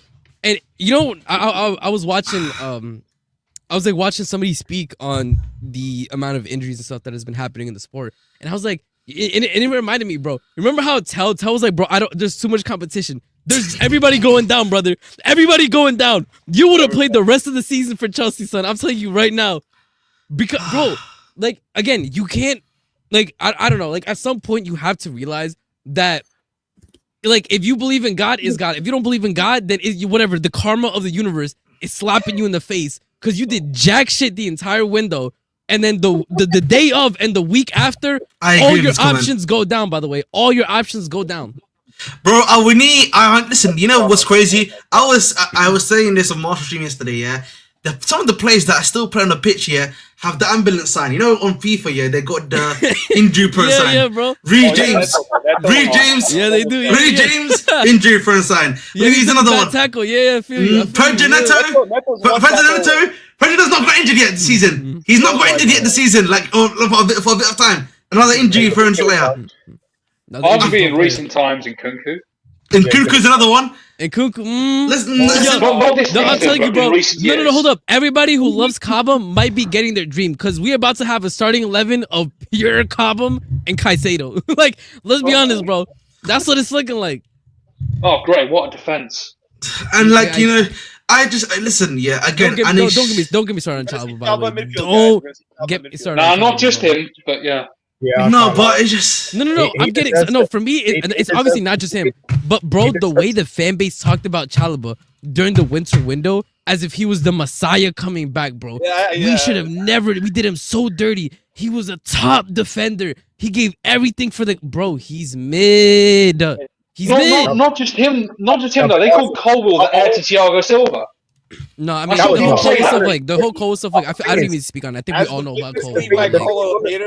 Don't put me in that group. on the Chalaba thing, because I was one of the people who defended them, and like I still will, because whoever said the heir to Thiago, so if someone actually said that, bro, just no. Trust me, bro. People said it. You know what's stupid about this, and I'll maintain what I said. I still think Chalaba in our team is like arguably our second or third best centre back. That can be true, and then our entire centre back collective can be shit. Both things can be true. Yes. Me saying Chalaba is the second or third best centre back is not me saying he's amazing. I'm saying that's just like he's showing you how low the bar is. He's showing you how low the bar is. He's like a 6 out of 10 at best. Is what I'm saying. You don't understand how much it pisses me off. Like when I see somebody of Chalaba's stature. You feel me, bro? Matoma is literally like half your weight, son. I'm so sorry.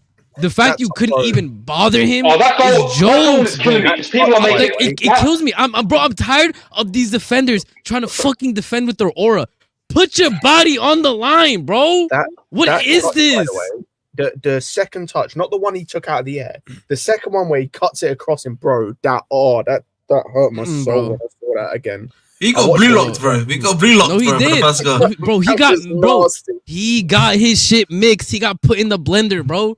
He was spinning. Bro, he got blue lock, bro. He got Like, blue locks. I don't. Bro, Crazy, bro. No, I'm being hold on, hold on. serious. You know what's crazy? Hold on, I was Good. about to say this. Maresca's like, we're gonna change the tactics. Thank you. We now got less shot on goals than we did in the FA Cup. Thank you, Maresca. Excellent tweak of tactics, my brother. Amazing. Excellent. Awesome. Our offense got Wow. even worse on the Solid. second game. Last time we looked solid in defense, we had Achapong starting. That's all I'll say. I don't even No. like. And you I can was say it gonna again, say by this, the way. by the way. I No, want Lucas, Tosin and Acheampong starting Lucas, centre-backs now. say it again for the people in the back that can't fucking hear, bro. The last time we were solid defensively, we had Achapong in the starting lineup.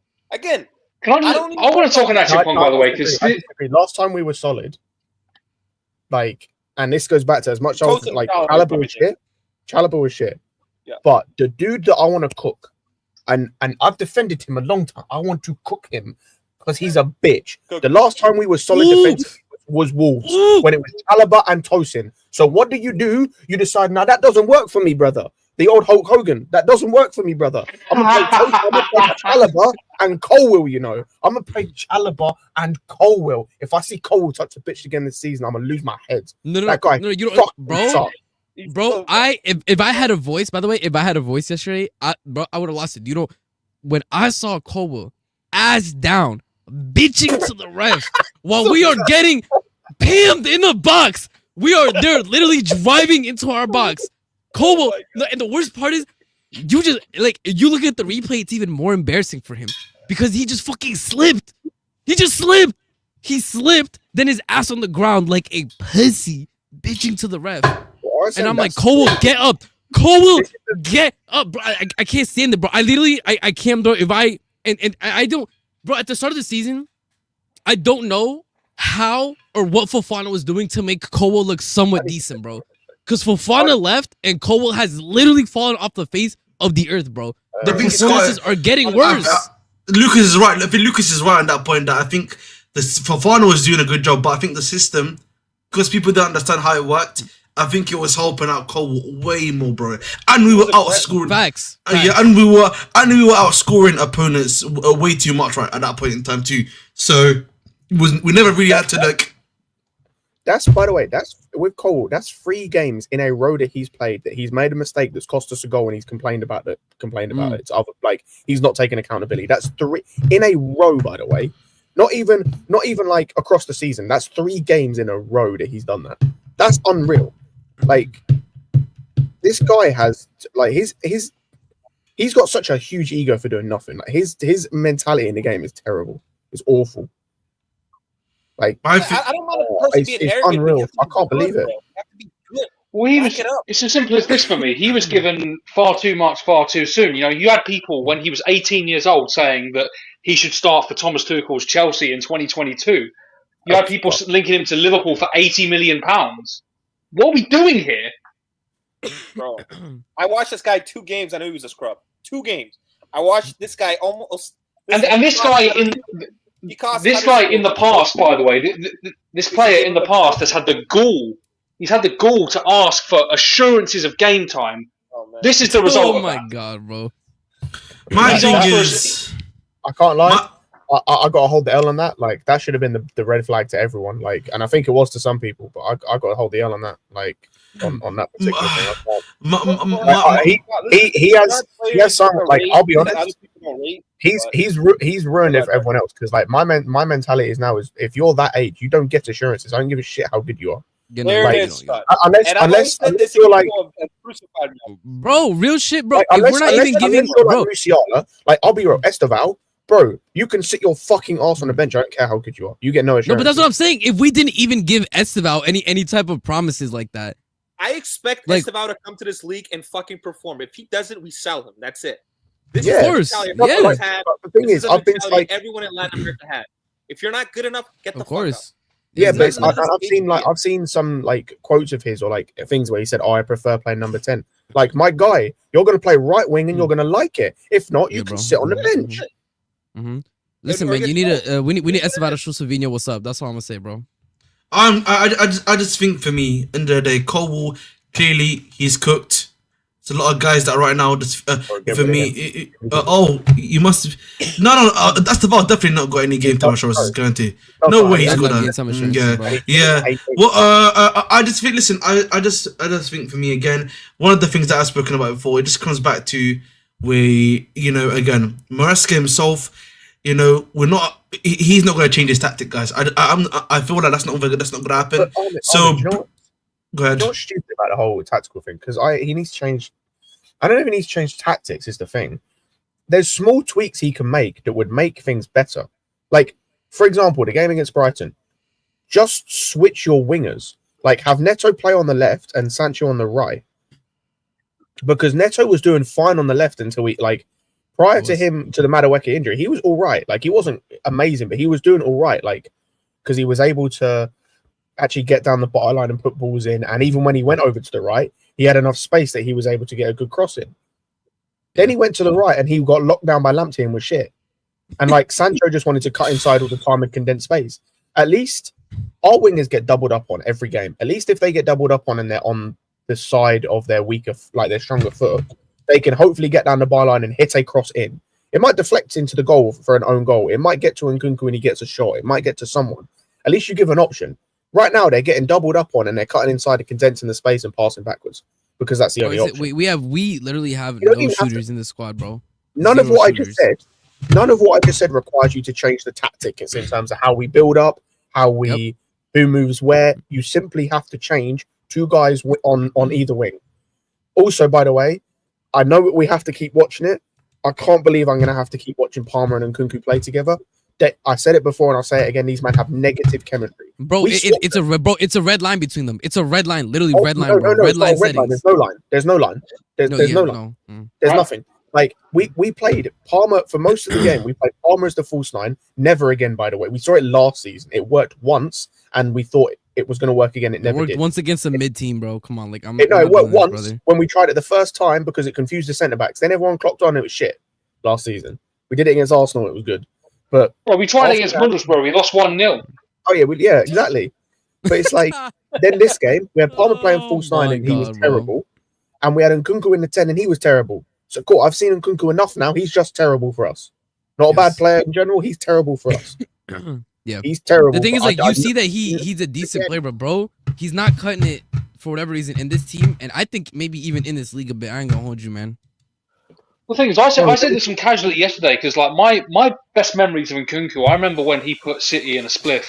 I think the game ended 3-3, them and Leipzig. He scored a hat-trick and was just killing them, and he had quick footwork and he looked motivated. There is nothing now. No, it's dead, man. There's no speed, there's no intensity, there's no hat-trick versus City, bro. By the way, no, hold up. That's something that we need to speak about for basically the entire team. Maybe Bar Cucurella, maybe Bar Caicedo. But bro, where is the intensity? Where's the hunger? Where's the drive, bro? I swear, bro. We get, bro. I've been saying this for too long. It's not even a second half thing because it's like the first 10-15 minutes is a good press. There's a little bit of energy and then it dies, bro. Sideways passing. They're not moving. Nobody making any runs. It's mentality, you know. By just pressing, I'm telling you. I've watched 3 games today. They don't press, bro. They don't press. They don't press. And you know what's crazy? I dare you guys to just, for example, go rewatch, for example, the first half of West Ham early in the season. How the fuck is that the same team we're seeing on the pitch, bro? I swear it's not. That was amazing. We worked at Aston Villa early in the season. Or even Aston Villa. That's what I'm saying. Like, bro, nobody is moving with intensity. Even when we get counters, people are fucking slow. What is going on with the team, bro? We don't see anything anymore. I don't think because listen, I know people be saying it's like a mentality thing, but I'm like, it can't be a mentality thing, right? Because listen, the reason why I can't sorry, not a mentality, so wrong. It can't be a physical thing because, bro, we don't do that much work, in training. Maresca is meant to be doing this guy that actually doesn't do too much work in games, right? And it's like, bro, I don't care. Like, listen, we already played midweek once or twice last month. We didn't play on a consistent basis. We're back to 1 game a week, bro. Yeah, and we can't even handle doing pressing for 1 game a week. What's going on? Thing is, for me, this is a resilience thing, and a key thing with it for me is whenever a decision from the referees goes against, and I'm not using that as an excuse. This is just a matter of fact. A decision goes against these players, they just give up. It's like, oh well, we're not going to be able to get anything out of this anyway. It literally, because we were okay in the first 10-15 against Brighton, then Enzo scores that header and gets disallowed, and then they're kind of like, here we go again.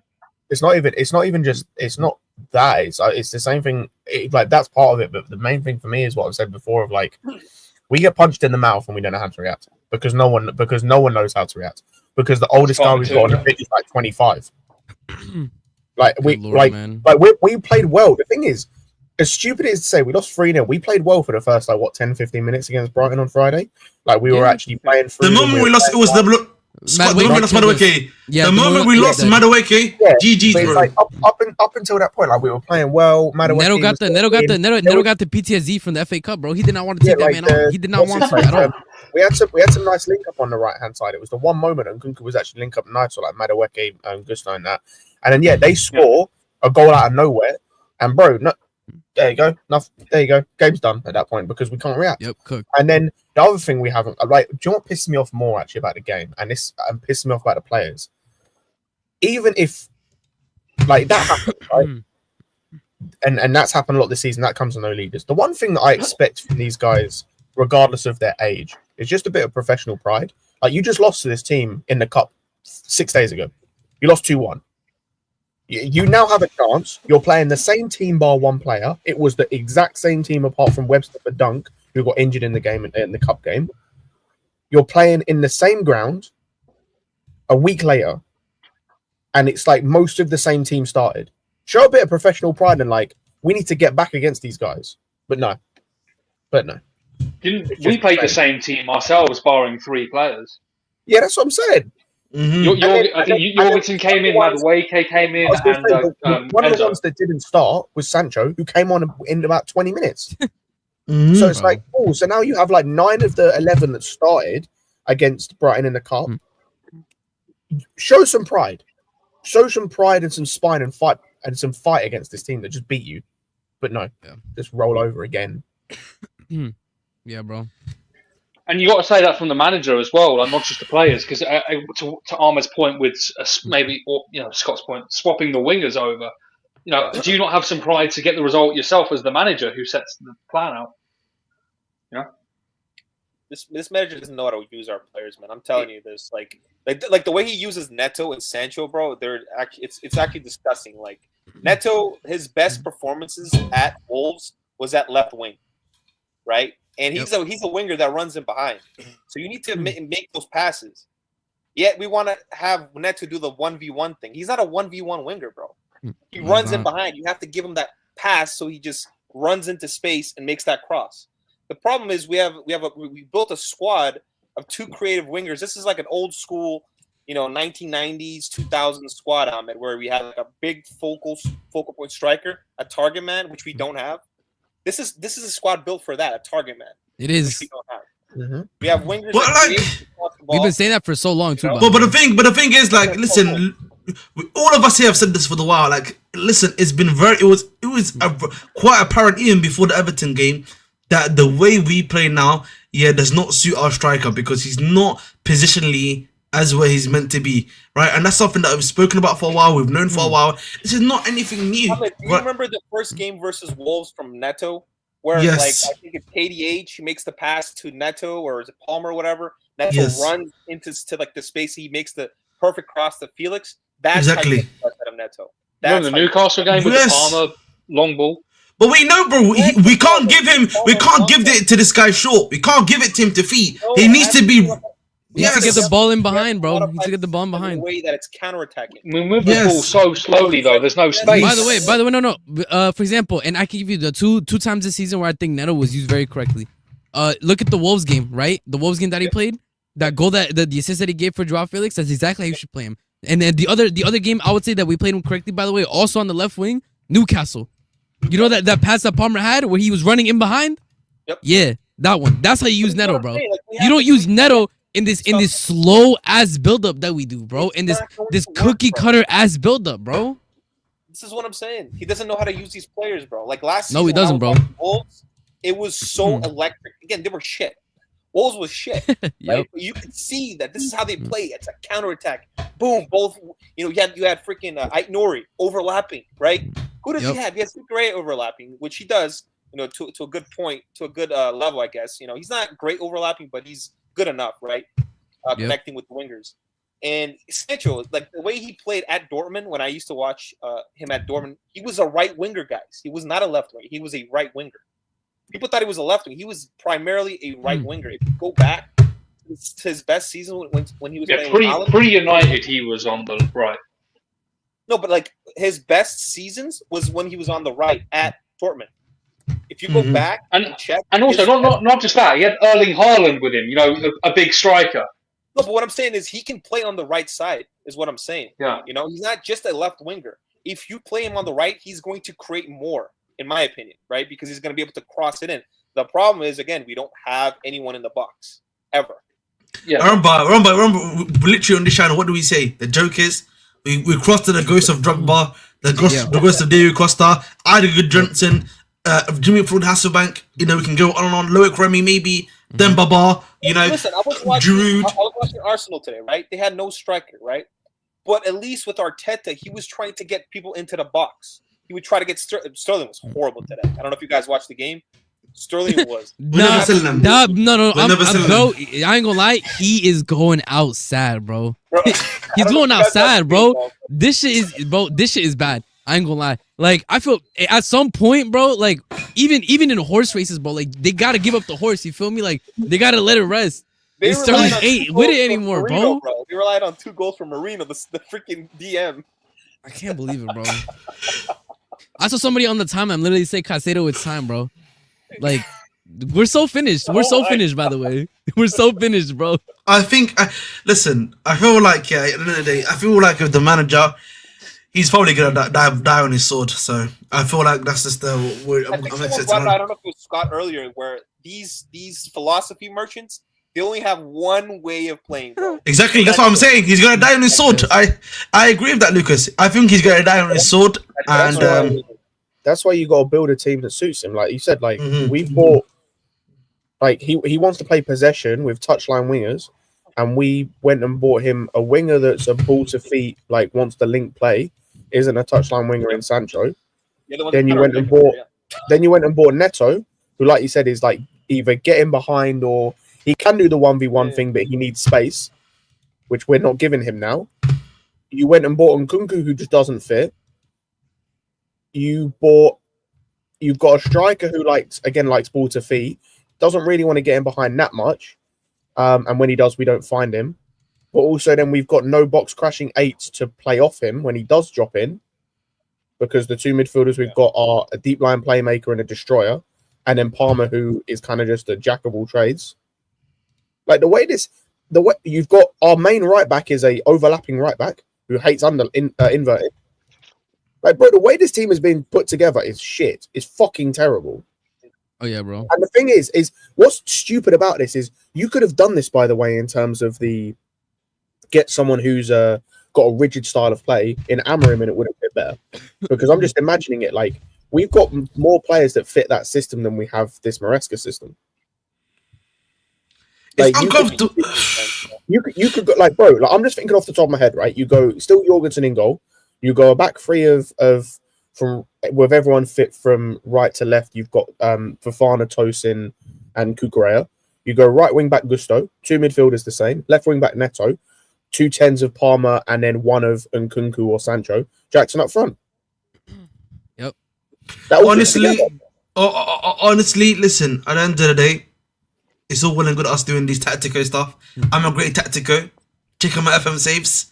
You know what I mean? I'm sure everyone here has got FM saves as well.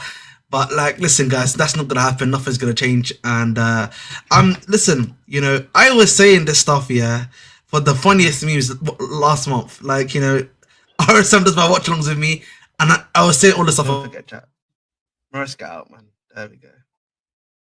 I was saying that for fun last month, and now it's generally becoming a genuine reality that this guy's gone by the end of the season. You can't make this stuff up. Genuinely, you can't make this stuff up, man. And like for me, I feel like it's good enough. Listen, I think the manager, he's a ticking time bomb. I think I came to that realization today. You know, I don't know why I came up to this realization today. I was having a coffee outside, you know what I mean, with a cupcake, and I just thought, you know what, man, yeah, his time's definitely going to be up. And we've spoken about that. We've spoken about it. Listen, we even spoke about it, but like again, I want to speak about. No, they're not doing it, bro. I'm telling you. No matter what happens this season, I'm telling you, Maresca's not leaving, because if Maresca leaves, they gotta leave too. I ain't gonna lie. No. The thing is, my thing is like he can potentially leave, and I disagree that like he's a ticking time bomb for as long as they allow him to be one. Like if they don't back him, then yes, he's always going to be that. If they, but Scott, I feel like here though we can safely admit they're never gonna back him though. Oh no, these sporting directors are not. But we had this conversation on Lewis's channel where I said, because I think we were having a conversation in the chat, and I said, like if we get new sporting directors and they want Maresca gone, I'm fine with that. But the thing is if you get new sporting directors in, it's a win-win, because either they decide to go and get their own man and you get rid of Maresca, or they like what Maresca does, and that means they're going to fully back him to do what he wants, which it means you're going to get players that fit his system more. So, like, either way, it's a win-win, because I think he's good. Whether he's good enough to win our stuff, like top stuff, is a different. I don't think he is, not right now.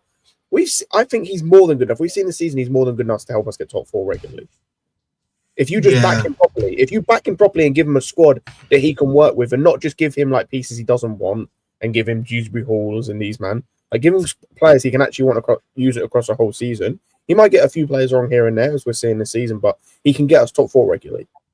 And then maybe the odd cup. I think the way they're built now, Scott, is like they don't want to like give managers players that fit their style, and then they have to sack him and then bring in more players, like Amarim, for example, right? If they keep bringing in players for Amarim, if he gets sacked, which could happen, guys. Let's be honest. Season, it could happen this season. I'll be honest. I agree with you. Do you know what the answer to that is? Don't go and hire managers that are tactically inflexible.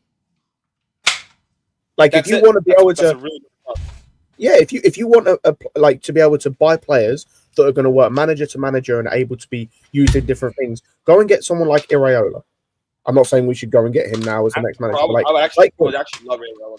Yeah, but like his system is all it is high intensity and high pressing, and then it's just put players in the right spots to get the best out of them. That's pretty much it. Like, it's playing Cliver in the 10, despite the fact he's basically played as either a striker or a winger most of his career, and it works. And you play who else are they playing like weird positions? You can play Uatara when they didn't have a striker. They played him up front and it worked, despite the fact he's a winger, because you just put players. Because they brought in Poch, right? Poch is supposed to be this freestyle type manager, right? Where it's like, let the players play whatever, right? That's what he was last season. That's why we were so chaotic and stuff. I think they were probably scared of bringing in a manager that's like freestyle, or a manager that's like, let the players play and stuff like that. And then have a situation where it's like, there's no specific system in play and stuff like that. Like, I think that's probably why they wanted a manager that one way of playing, and that's it. Like Ange, like Arteta, like Pep, like all these other guys. You know, you can do the one style of play thing, but you shortlist and hire similar managers from person to person. You don't come up with a shortlist this summer that had Maresca on it, but then Kieran McKenna and Thomas Frank, all different managers. Yeah, exactly. Thomas Frank's one of those. Do you know what's stupid is? So Thomas Frank's one of those like tactically flexible guys. Like we're seeing, he plays when he was at Brentford, he's played a mixture of like either a 3-5-2 or a 3-4-3 or a 4-3-3. He's had Mbuemo play right wing, left wing, striker. He's got Damsgaard playing wing back, striker, winger. Like, he's got all these guys playing multiple different positions.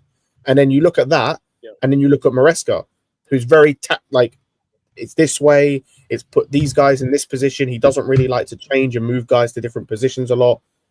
How the fuck are they on the same shortlist? Please explain that to me. How in the fuck are those two managers on the same shortlist? Yeah, that's it. No. But TKO, I think the problem. TKO, I agree with what you're saying, but they won't sack him now. It will be sacking at the end of the season, because that's what they did. That's at the end of the season. Like, we'd have to finish. We'd have to finish. I think if he gets sacked at the end of the season, like, we have to be end of the season. I don't think he would have to be disastrous. I don't think he gets sacked. Like, regardless of like, unless we finish like 10th or 11th, because if everything we're hearing from Maresca is true, we could finish 7th, and that's good in their eyes. That's like, because that's what the plan is for this season. Next season's a different matter based on what we're hearing. Like, I think the only way he gets sacked is if he speaks out about the owners, which he might do if he gets that fed up, or unless he finishes like 11th. Low key, like my thing is like he's already. There's so much mixed messaging. No, I'm telling you, he is pissed by the way that we didn't get in at number 9. I'm telling you, no, I think he is as well. During the window, he said we've lost these games because we haven't been clinical up front. And then when they asked him like, "Oh, what are you gonna do for the foreseeable future? You have no ad-now striker." He's like, "Well, we have to play in Kuku. We know Kuku isn't a number 9, but that's where we have to play him." Like, I don't like. That's the best way that he can say that he's not getting the profile that he wants for striker. Why doesn't he promote a striker then from the youth academy? Like all our strikers from the youth academy are injured. Wait, all our strikers from the youth academy are injured, literally. I'll say, I think he played last game, didn't he? Who did he not play? I thought he played the youth academy guy, didn't he? What, Moika? Because the guys we've got in the youth academy, we've got in terms of strikers, obviously Jackson and Hugh are injured, Fofana's injured, Washington, that loan is still progressing. It's not been finalized, but apparently it's still going ahead, and he's at the U20 World Cup, I think, anyway, or whatever it's called. Moika was injured. I don't know if he's fit now. You've got Jimmy J. Morgan we loaned out, and then Stutter, who came back from a terrible loan at Burton, where he played like 1 game. Like, that's our options right now. I think Maresca settled into a thing, though. We're not going to see a good old Whisper as well. I don't even know what the fuck he's doing these days. The thing is, though, I think we've settled into a thing with Maresca. He's not going to promote academy players. I mean, we had the chance with Achiampong, who wasn't even bad. And if you want to, people saying he made a mistake against Bournemouth, that was Robert Sanchez. And he's been in the shadow realm ever since that quote-unquote mistake. No, but even if he did make a mistake, let's for argument's sake say it was a mistake. Brother, I've watched Colwell make 12. I've watched him make mistakes in 3 games running. Like, you can't sit here and then tell me that, like, he can make those mistakes and then, like, he'll play the next game. I know he will. I'm not stupid. I know he's going to play the next game. But, like, one of him or Chalobah's playing the next game, and they just made a mistake in the last game they played. Right. Yeah, I'm looking at it here now, Scott. It said he played last game. Again, a striker is a striker. He occupies a specific role in a team, whether you rate the player or you don't rate the player. Just by having a striker, guys, it doesn't matter how awful the striker is. He occupies center backs. But let's not act like this isn't. Hang on. Let's not act like this isn't. Let's not act like this isn't a Maresca problem, because when he was fit, Nkunku was still getting the majority of the bench minutes. Mudryk is not our second best winger after Cole, by the way. There's no way that's true. No, that's not true. There's not that, bro. You gotta listen to Kool-Aid Man, bro. You gotta listen to him, man. That brother's. But the thing, I agree with like just a striker there, because, like I said, I don't care what we have to do, what strings you have to pull, what miracles you have to pull, what you have to do. Like, I cannot see Nkunku and Palmer play together for the rest of the season. I'll be sick. I'll be violent. Get ready, man. Get ready, man. That's what's gonna happen. Bro. Yep. No, I can't. Bro, I've watched it 2 games in a row and it fucking sucks against the same team. Yeah, you're gonna watch it a couple more games in a row, bro. We're about to play a Villa team that have 1 centre back they can play against us, and we're gonna make them look incredible because these two can't play together. I can't believe it, man. I can't be fucked. Yeah, I listen. At the end of the day, when it comes to the gaffers and everything like that, listen, I don't really have that much to say at this point when it comes to that stuff, because like I feel like that's GG's at this point. Does that make sense? That's why Maresca out, bro. It's not just no. PhDs, it's the manager. Right? I know people want to defend the manager because they like the manager. No, the thing is that if somebody, the only thing I'll accept is if somebody's Maresca out, then that means that they want the sporting directors out. That's it. If you're gonna tell me Maresca out, but you're fine with the sporting director choosing the next manager, then I don't know what you can't. You can't like, do that. If Maresca leaves and the sporting director stays, congratulations, absolutely nothing was solved. Yeah, my issue is which is another thing I want to talk about. Right, is then ownership. Right, and then sporting directors, and then like a lot of these protests that I'm hearing about, right? A lot of misinformation going around. That's what I was gonna say. There's a lot of like misinfo going around, right? And this is one of the things I want to do in the stream. Just like, guys, these guys cannot sell the club to a third party currently, right? They can sell towards each other, right? But they cannot sell to a third party. Yep. I think we had like a really good like discussion on like Marshall's stream yesterday about this, but like the reason I'm just bringing this up is just to make a genuine understanding. Like, we cannot make that happen, boys. Like, again, for me, another thing that I was thinking about even today and yesterday was that, yeah, how do we even sell? Like, for example, like what price would even Clearlake sell at? Because like they're not gonna sell to break even because they're a private equity firm. They've got people they have to answer to whose money is invested into their private equity firm, right? They have to at the minimum make double the profit. They're not selling it. They're not selling it for more than they bought it for because the club is in a worse state than when they bought it. That's what I'm saying. And the only thing that is better since they bought it is, I think, is the fact we've got a little bit more land. So, like, if they wanted, they could increase the size of the club or the club. But the thing, like, but for me, even that is negligible in the grand scheme of things. Like, yes, and like the point, that's a good point from Scott. Like, something I even said yesterday. We are in a worse state than what they've been in their current form, right? And like my issue also is, if they're gonna sell, it's gonna be for a minimum double. They're never gonna sell to break even, by the way. They will never sell the club to break even, but they own 61%. They own 61%. Yes, right. So my point is, they're never gonna sell to break even. They're gonna sell either to double or what they believe, the actual value of the club will be once everything they believe happens. By the way, how much did they pay for it? Was it 2.5 billion?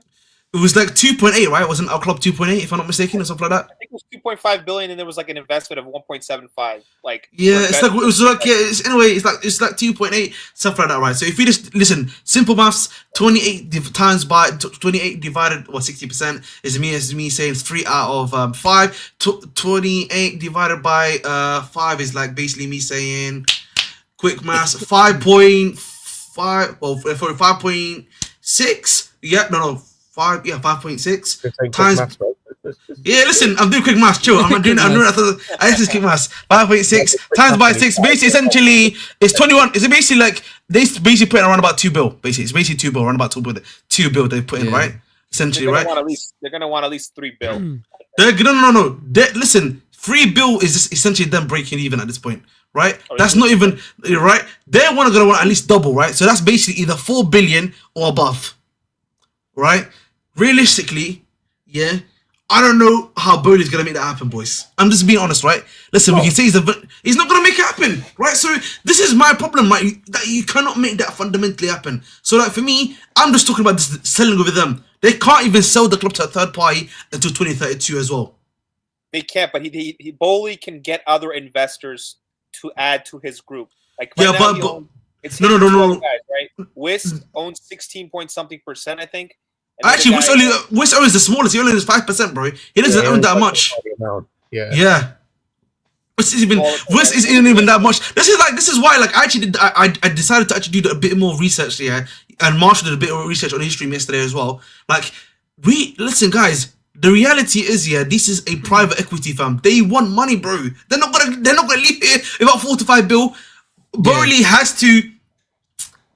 would have to. He himself has to own 100%, not these other guys that he has to bring in. He would have to loan money basically from these guys. He can't bring his own investment group. Does that make sense, bro? If I'm Lucas, like he would have to put in the money. Like the money. I don't know what it says in the contracts. Again, I don't know either. But I don't know. But like I think the lot. But I think the primary owner or the primary guy in charge. I think he can still bring in other capital. Again, it's very vague, the wording, and like we don't really know the contract. We don't know the contract as well, exactly. But like I would assume, I think general assumption, it would mean that he has to be the owner basically. He can't if he brings on anyone, it's basically them giving him money, but he owes them money essentially, right? But he would still be the sole. Right? Eldridge is a I think it's a private equity firm as well, isn't it? Eldridge? Yes. It's something like that. It's either like an investment firm or like a private equity. One of those two, Private equity firm. He has other investors in Eldridge, so essentially he can probably say like, "Listen, Bowley, Eldridge is taking over Clearlake, like purchasing, the shares of Clearlake or something along those lines." Exactly. I think that's the loophole kind of around it. And Eldridge, the money in Eldridge is through the investors that work with Bowley. If you understand what I'm saying, I know what you mean. I don't know. I know that's what I'm saying. Yeah, I know what you mean. But like I don't know how that's gonna happen. But like I just think for me, realistically, him just getting that amount of money that's probably gonna be needed to make that happen is just gonna be impossible. And I think there's also this other thing, right? of ego. The way Iqbali moves, bro, and like the stuff that you hear about him behind the scenes, this guy feels like, sadly, I hate to put it like this, he feels like he's a man on a mission, bro. I hate to say it like that. Like he really feels like one of those guys that's like, it's his way or the highway. Does that make sense? Nah, yeah, makes total sense. Right? And so, like, my issue is here, we can't get these guys at the top out. Realistically, any protest we do to them, right? What is that gonna get for me? I've not seen like a tangible answer to that, by the way, right? I've not seen a tangible. I've not seen it before you go. Before you go, Oliver, just quickly, like unless someone in the chat can give me a good example, I've not seen a tangible answer of us protesting the ownership group, because like if people like protest like the Glazers, for example, right, back then, right, I actually think, yeah, you know what, fair enough, right, that's fair, that they can leave the club at the very least. Same with FSG, same with the Cronkies, right? There's ability for them to leave the club, right? Like you can make that. You can't make that happen, but like you can force their hand in some way, shape, or form. With these guys, it's a lot more complicated, bro. There's stuff written in stone, right? And from what we've been told, right? And so for me, yeah, I don't see how protesting them specifically is gonna work. And for me, I've always said, if you're gonna do any protesting, it has to be specific and towards getting the supporting directors out, bro. Right? That's what you have to do, bro. And like again, I've seen people say boycotting via tickets and stuff like that. I think that's all well and good. I would love to hope in the ideal world that can happen. But sadly, the problem with Chelsea is that we are too big to fail. You raised a really the good thing point. The thing is, as the Premier League gets more money, we're gonna get more money by extension. Like as long as we don't fall out of the Prem, they're gonna be making money. Don't do that if you're tough. But what are you saying, Lucas? So Ahmed and I spoke yesterday, and he mentioned something really interesting, right? Ahmed actually said, "What's how much we'd have to cut in our salaries to become a club that is like 5th, 6th, 4th, sometimes make the Champions League, sometimes right out of the Champions League, and like basically like what can we do to be self-sustainable in a way where it's like in a Chelsea style way where it's like we make the Champions League, if we don't make it Champions League, it doesn't matter. Basically be financially secure by making the Champions League sometimes not making it, like how much we would need to cut in our expenses. Because right now we have to make the Champions League to be self-sustainable, right? Yeah. We're back-to-back years of not making Champions League, it really kills us. But if we are sometimes in it, like, you know, like how Tottenham, they don't have to be in the Champions League to be self-sustainable, right? Now, Ahmed actually asked yesterday a really good question, like how much we would need to cut from our wages and overall, like how much we would need to sell to become that type of club where it's like, yeah, we could finish 7th this year. It doesn't really matter. Because Ahmed is of the impression these guys don't want to win. I'm of the same impression, right? Yes. I don't think these owners actually want to win, right? So Ahmed brought up that point. Yes, I don't know if you guys have anything to add, but I think 60 million. I said this before, by the way. Yeah, if you cut Chilwell's contract, Sterling's contract, and Nkunku's contract, and like one of those two, even Felix leaves, for example, because I know he's on a bit of money, right? You get some of these guys out, bro. That's 50-60 million off the books, and that's basically Champions League money. That's Champions League money right there. Bang! I agree, but I think I disagree that they don't want to win. I think they do want to win just because I think they wouldn't do what they've done in terms of investing the money if they didn't want to win. They'd have just come in and just like spent the very minimum they needed to in order for, like, just to basically run the club so it doesn't go under and then do fuck all else. Kind of what the Glazers do, right? Yeah. Yep. So I think they want to win. My issue with them from the beginning and what I think is like they have no idea how to win in this league. Because they don't know football, like, and they've seen an idea that they think looks kind of cool, or they've probably had conversations with people. They don't know ball, bro. Yeah, they might have had conversations with like the guys who own Red Bull or something, and they'll go, "Oh, we've got this really good, like we've got this idea that we're doing with these clubs." So, "Oh, that sounds like a really good idea," and they go, "Oh, we could do that." And it's like that's why, like, I think they do want to win. It's like Kishon says, they're naive and like they just have no idea how to, and like their ways of going about it are shit. Because you don't spend 1.6 billion to not win. That's fucking that is ludicrous. If they don't want to win and have put that money into the club, they're fucking stupid. Like they're actively losing money. They're actively just wasting money. I want to come to this point quickly. Yeah, Ahmed sounds like an excuse that Ahmed doesn't want to go to the protest, brother. I've been to listen. I will go to a protest if I think it's viable. I'm just making the point right now. I don't know what the other process is. I'll have to read about it first before I even come to any decision. Firstly, because that would be wrong with me just to say I'm just gonna go to something I have no idea about. Secondly, I'm just trying to point out, some of the ways we are going to protest, are not viable. Let's think about ways that are actively going to work to make things happen. I don't understand what's wrong with that.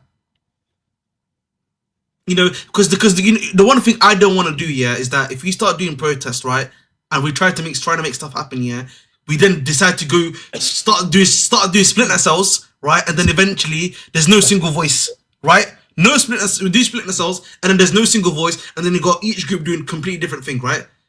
Yeah, we need focus. Yeah, but there needs to be that's my point, there needs to be like if you're gonna do a protest, it has to be honed like a sword, straight. You know what I mean? Specific, bro. Specific, and you have bullet points, bro. And then and the thing is, it can be our fans, but then you also have fan groups that are also helping out, whether it be in the stadium, outside the stadium. They have some level of power, right? In the terms of like they know people at the club, etc., etc. And that is a much better way. That's a combined force, right? In terms of stuff. Now, the only reason why I was talking about, for example, ticket sales and stuff like that, is that that's a bit more difficult because it's not just like.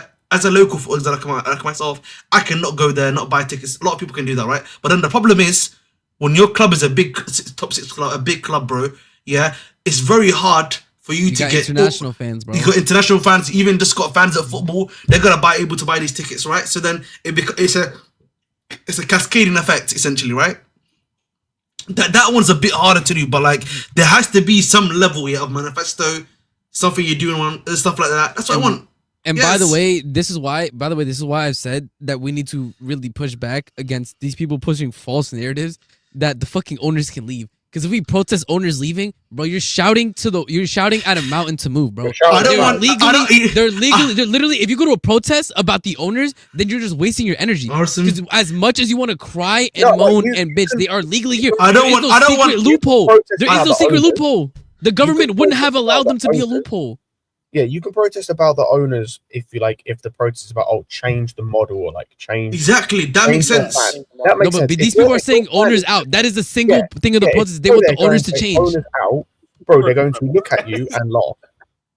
That's my point, though. That is my what problem AI Man and his are pushing. But the problem is RSM. The problem for me, RSM, is that if I do that, if we do that, by the way, and then it comes out point blank simple, they cannot sell the club.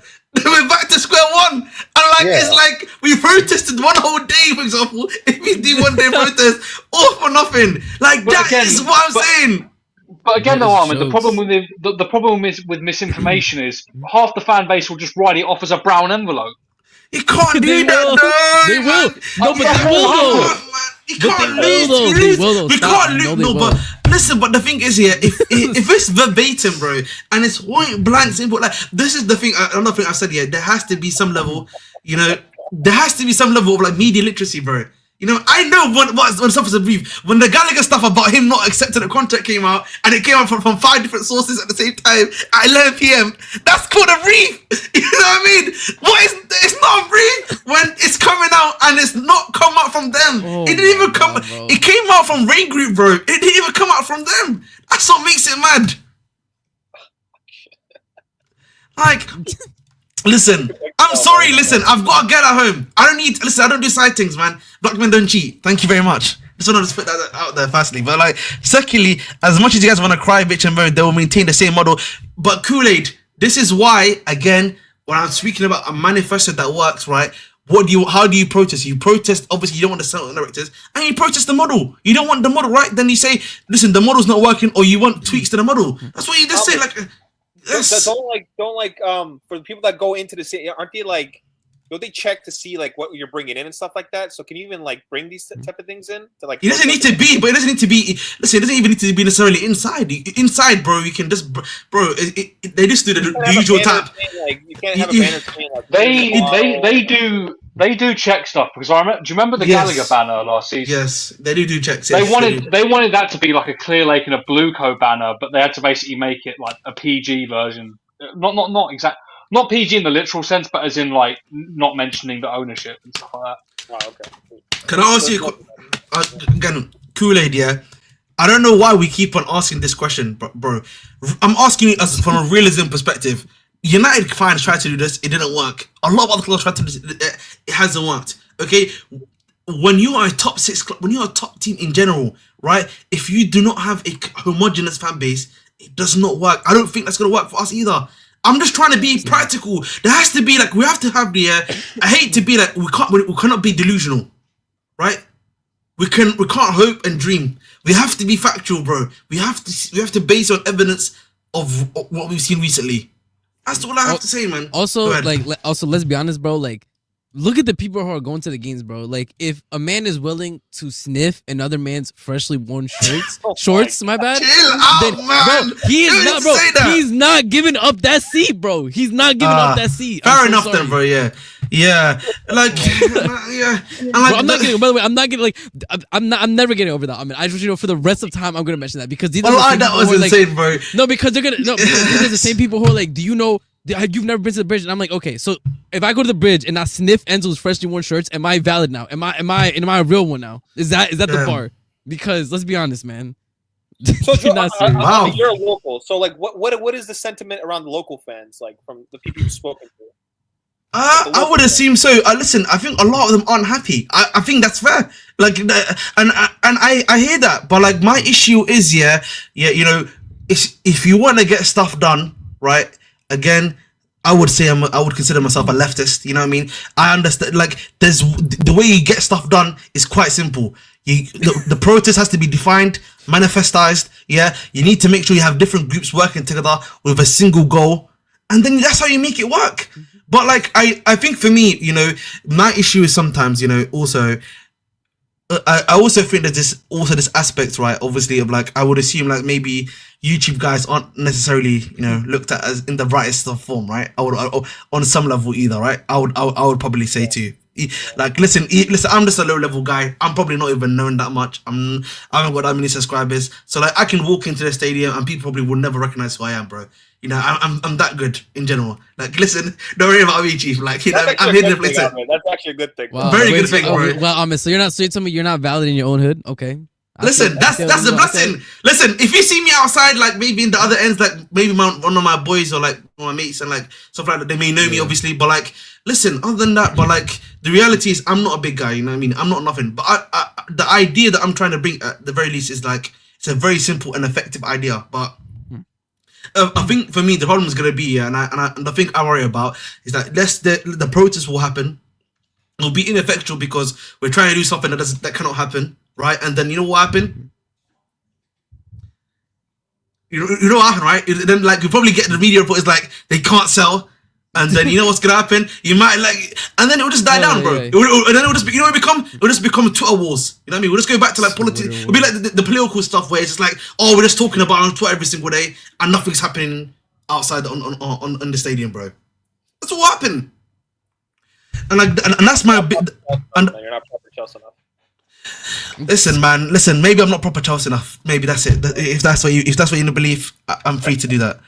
You know what I mean? Mansliff, what was it called? Armin admitting not being a well-known scout. That's the best. That's the best, man. A scout has to be not well-known, bro. You have to be hidden in plain sight. I'm telling you guys, you will not recognize me if I'm outside, bro. What did he say about that, Abdias? What did he say? I don't know. Like, is he reliable, Abdias? Because like, I don't know if this guy's legit or not. Because like, I do follow him. You know what I mean? Ahmed acting like he's out in the hood. You're not that guy. The guy. Listen, I left the hood 3 years ago. Shout out to the hood, man. You know what I mean? It's not easy. It's not easy, man. Listen, I used to be a part of the ends. I left the ends before the ends left me. If you know, you know. This man, I just, bro. I love having fun, man. Unless bro, the thing is, yeah, I think that's probably an opinion piece. I'll be honest. Genuinely, I just don't want like the standard to drop amongst Chelsea fans. The standards already dropped though. It's already cooked. That's the problem. Not allowed to drop. As someone who has seen standards drop from my nation, from other sports, I'm telling you, bro. Once it starts dropping, it keeps dropping. Yeah, I know he does, bro. Yeah, Man United, bro. Man United is a good example of that, by the way. Man United, of the last, like, I think 11, 12 years, is a great example of what happens when your standards... Decade and a half. It's a great example of, like, but the thing, our thing, yeah, was that it was happening, obviously, towards the end of the previous ownership, but we obviously won the UCL, which kind of combated that a little bit, but, like, the trend was also very similar, by the way. Yeah, TKL, exactly. I ain't gonna lie, TKL spitting with that one, bro. Yeah, but yeah, I mean, I just, as a collective fan base, I just, the way I see people like talk about like how everything's fine or like, oh, you know, you're just complaining for complaining. Like, again, we must not allow the standards to drop. Again, us specifically, like as a group, right? Again, we're nothing. We're a minority here, right? But I feel like if Chelsea fans continue to do this, bro, we're just gonna end up like Arsenal, like 20 years of nothing. And just, you know, we're gonna be sold clotheslines and shit instead of actually getting trophies. Bro, it's gonna be like a freaking like a marketing. But big up Dominant. I think you've just come in now, my bro, because he's a regular commenter. But if you saw what I said just a little bit previously, Dominant, yeah, I was saying this. I already said this, bro. It needs to be targeted. It needs to be a combined effort. It needs to be realistic, and it needs to be something that we do. I don't want us here to be protesting owners out here and stuff like that. Then the next day, excuse me, I'm hearing we can't sell the club. You know what I mean? You know, that's like an Assassin's Creed, like, you know, move. That's like the signature move, you know, where you just get the ching, like you're doing all this sword fighting, and then you got the secondary guy that comes behind you. Just that's it. Did they say they were going to implement some sort of like fan board or something? Well, apparently there is, but maybe they're just getting paid off with all due respect. Again, I'm saying that allegedly. Don't see me, big man. But like, I feel like there has to be that, bro. Because like, listen, again, apologies to those people if they aren't getting paid. But like, I'm just saying it feels like that because I've never heard that from them since. Maybe they've got their own story. Feel free to come to the channel if they are. I'm just like, but like, that's like, that's what it feels like right now. Yeah, in all due respect. That feels rude of me to say, right? But like, I don't know about you guys if that was rude, but like, that's what it feels like to me right now. That's what it feels like to me, bro. I mean, I think the fans are kind of getting pissed off in the stadiums. That, like, from what we read, right? Like, it's like, nah, they're pissed off at the stadium, bro. Bro, I remember again, guys. I remember last season. Yeah, I went to the Leeds game, yeah, because I genuinely thought that was Poch's last game. Scott knows, because Scott was in the watch long. Oliver was in the watch long. I swear to God, I went to the Leeds game, bro. I've got pictures of me going to the Leeds game, bro. That was when I saw Archie Gray, and I was like, this guy, yeah, is CDM Archie Gray. Listen, I see the vision there, man. You know what I mean? Lavia, be careful. I remember I was saying that back in the day. But like, genuinely speaking, I remember that game. And we were down like 2-0, like it was like 2-1 or 2-1 when they scored the second goal. And I was like, yo, it might be raps, you know. I genuinely thought, bro, the fans were going crazy. I was going crazy. Everyone was going crazy, bro. Like, I had a guy next to me who were like chatting. He was like, fuck off. These guys don't know what they're doing. And his kid was there too as well. It was like, nah, like, believe me, I know when stuff is not great, man. Listen, I always say, yeah, the Everton game when Koulibaly got spun was probably the worst moment in my Chelsea career. Worst moment, like, in my Chelsea career. Like, it was not. What's that song? Like, shout out to I can't say shout out to Drake, but like, nothing was the same. I'm being serious, bro. That was when I knew the game was gone, bro. Can we talk about like salaries and like the structures and stuff like that? Oh, like, fucking hell! Like how we're not willing to like pay above and beyond. I know, but you know where it is, though, Lucas. I'm gonna say that about Olise, bro. In the summer, listen, when we didn't I get said him. that in the summer. Listen, I said that in the summer. Marshall, I remember Marshall. He's like, why should we be paying Olise this money?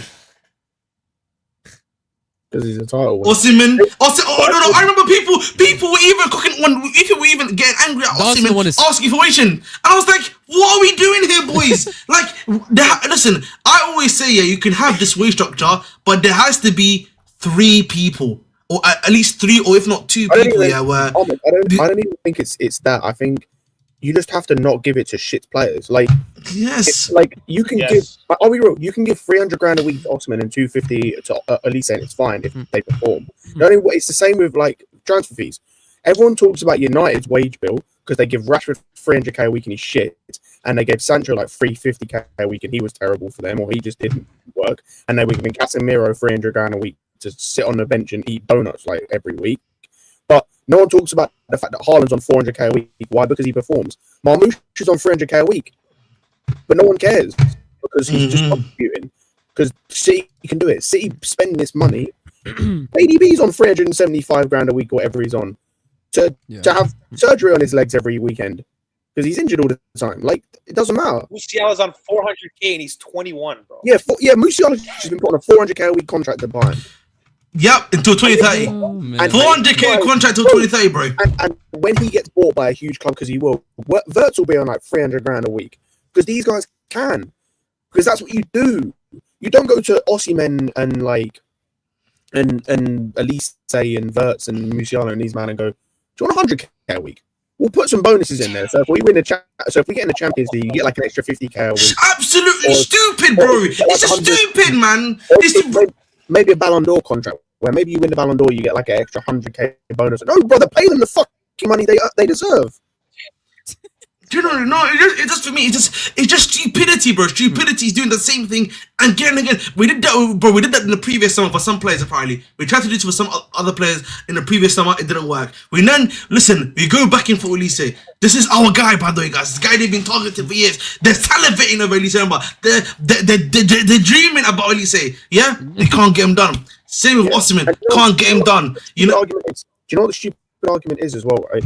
Is because I know people say, "Oh, but when we need to renew this man's contract, he's going to ask for that wages." Bro, if you try and renew Cole Palmer's contract now, he's going to ask for 300 grand a week. Anyway, because he's the best player on this team, arguably. Yes. If you try to renew Caicedo's contract right now, what's he on, like 100K? He's asking for double that immediately because he's one of the best players on this team. So it doesn't matter. Whether Osimhen's here or not, these men are asking for more money because they're the best players on this team. And it's like, if certain men are asking for contracts and they don't deserve it, it's because they're shit. Like, I'm like, say for example, and I'm not just picking him because we talked about him earlier, but if Colwell comes up to the sporting directors and go, "Please, sir, may I have a new contract? May I have 150K a week?" I'm telling him to sit his ass down and perform in a football match and not make 12 mistakes a game. Like, that's what you do. Imagine that. Imagine, bro. We really gave Osimhen 130K a week. Take it or leave it. That's jokes. That's fucking funny. And people will be telling me, no, it's alright, bro. You know what's annoying about the Elise thing, right? Like, I like Neto, but I liked Elise more. I liked Elise better, bro. Elise was the one. Let me just Elise was the one. Elise is on 220, you said, right? 220K? Yeah, something like that right now, yeah. Neto's 160. I thought it was 250. Neto's on 160. What the fuck is the difference between 160 and 220K, bro? Like, it's not that much of a difference, right? For a guy that's so much better, who can score goals and can assist and can cross the ball, and who's someone who's one of the best wingers in world football. Because it's 60K, bro. Like, we got KDH, I think he's on like 80K. You know what's crazy? Bro, you know what's crazy, Lucas, bro? You can't even do the injury-prone joke with him anymore. Because he plays consistent football for Bayern. He's barely been injured this season. Yep. But now we're stuck with fucking Madueke on the right wing, bro. No, we're not even stuck with Madueke. He's injured, no, he's injured, bro. And, bro, I'll be real. Do you know what's stupid, by the way? We're not even stuck with Madueke, bro. But again, Ahmed, like, and I'm not just saying this because I like him, because like ultimately he's not really good enough to start for us consistently. Of all the wings we have at this football club, Madueke is the least of our fucking problems. Do you know how stupid that is? Yes. I know it is. I know, bro. It's crazy to say that, bro. I said this last night, by the way. Madueke now being injured means that our top goal scorer in the team currently after Palmer is Enzo Fernandez on 3. Omar Marmoush in one game managed to better nearly every single player in our team in terms of goal scoring. Outside of the 3 aforementioned people of Madueke, Jackson, and Palmer, he managed to equal or better every other player in our team in one game. That's nasty word, bro. I can't even. What the hell's happened to the game I love, man? Game's gone, I guess. You know, if you want to put it that way. Seriously, what the fuck's going on with Mudryk, bro? The guy mentioned Mudryk in the. Fuck Mudryk. Fuck it, bro. Do you know what? Actually, the one thing I want.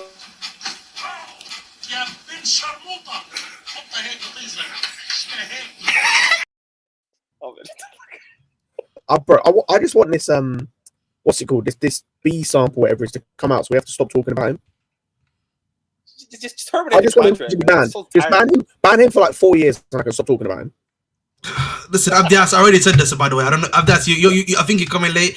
I already said, man, season's over. The season's already GG. GG, listen. The season was finished at like 4:30 this afternoon. Like the season was kickoff's finished, bro. Yeah, listen, I said this before, man. Listen, this is us right now, bro. Wake up to reality. Nothing ever goes as planned in this accursed world. The longer you live, the more you will realize that the only things that truly exist in this reality are merely pain, suffering, and futility. Listen, everywhere you look in this world, wherever there is... That's it, man. We need Shout out my goat, my drum, man.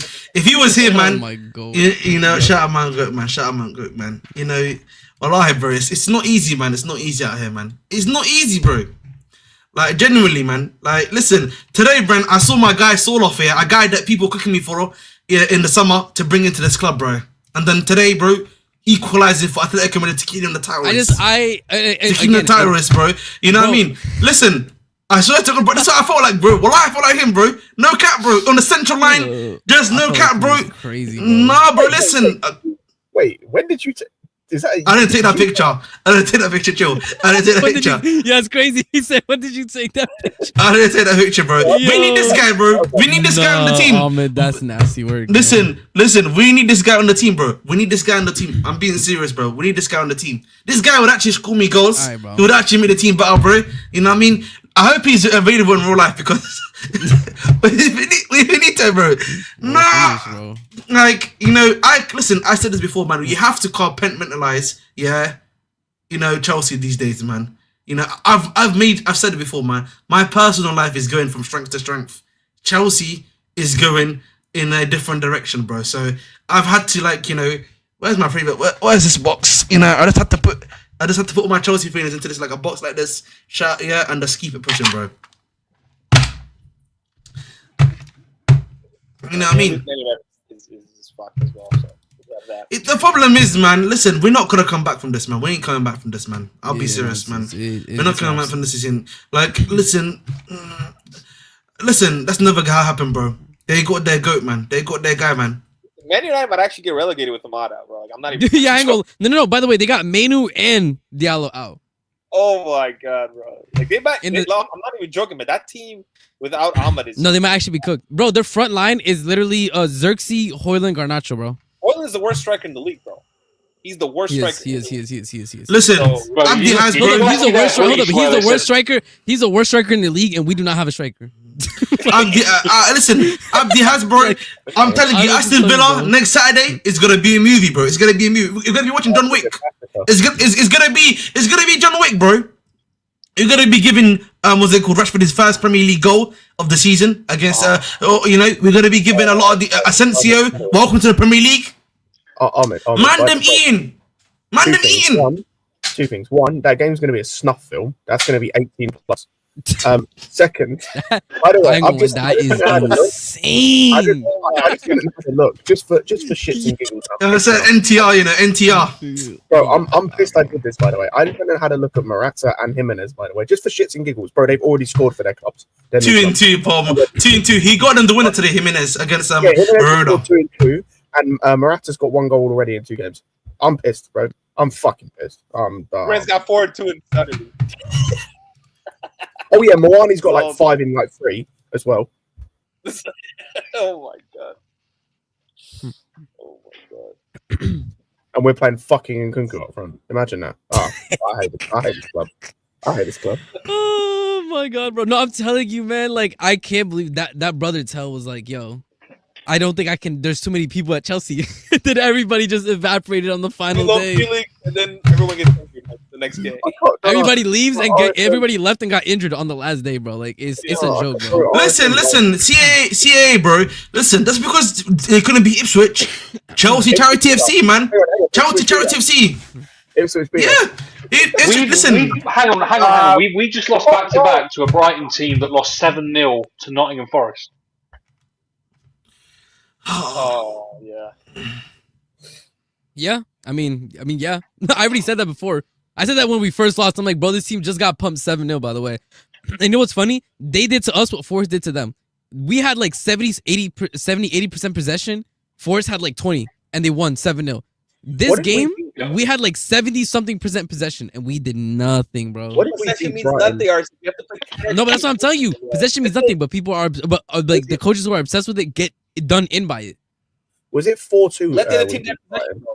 in the other game. It was 4-2 with 2 Sanchez free goals. It was Yeah, that was a Palmer carry job. Bro, it was a Palmer carry job. In 3 games, we're 7-5 down on aggregate against Brighton. By the way, we've conceded 7 to Brighton in 3 games. Yeah, pretty much. Bro, if I'm Maresca, I'm telling these guys, listen, let these teams have possession. We'll just get them on a counter every single game. Just counter every single game. But we know what's going to happen though. I know. 70% possession, like 1,000 shots, or not even 1,000. Bro, counter attack, bro. Rashford's eating. Asensio's eating. Morgan Rogers eating. That's Emirates bread and butter, bro. That's his breakfast, lunch, and dinner, and with a nice little bottle of red wine. Simple, bro. Yep, pretty much. Rashford. I don't even rate him. He's going to turn Chalobah into a Beyblade. Oh my god. Rashford always profit. That's it, man. That's what's gonna happen, bro. He's gonna be making money off of him, bro.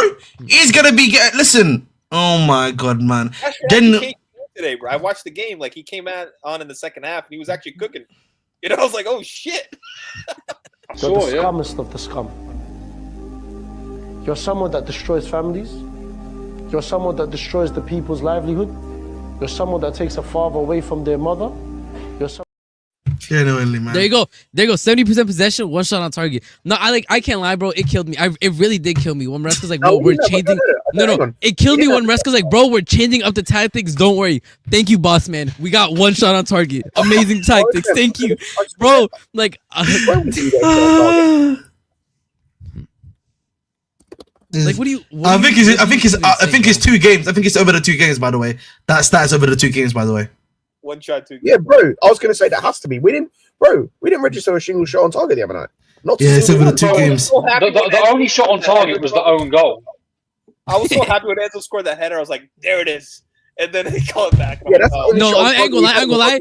That header, that was a bit that like it wouldn't have changed the game. We were still gonna lose, but that was some bitch shit, bro. I mean, we have to be honest about that. You're like, you see how tall that brother is, and you're telling me Enzo pushed you down? Have shame, bro. Oh my god, bro. Nah, man. Bro, we fucking suck. Yeah, no, we suck. Say that again. Yeah, we stink, bro. I ain't gonna lie. It's so predictable what's gonna happen with the Aston Villa game. It's just gonna be possession, and they're gonna get us on the counter.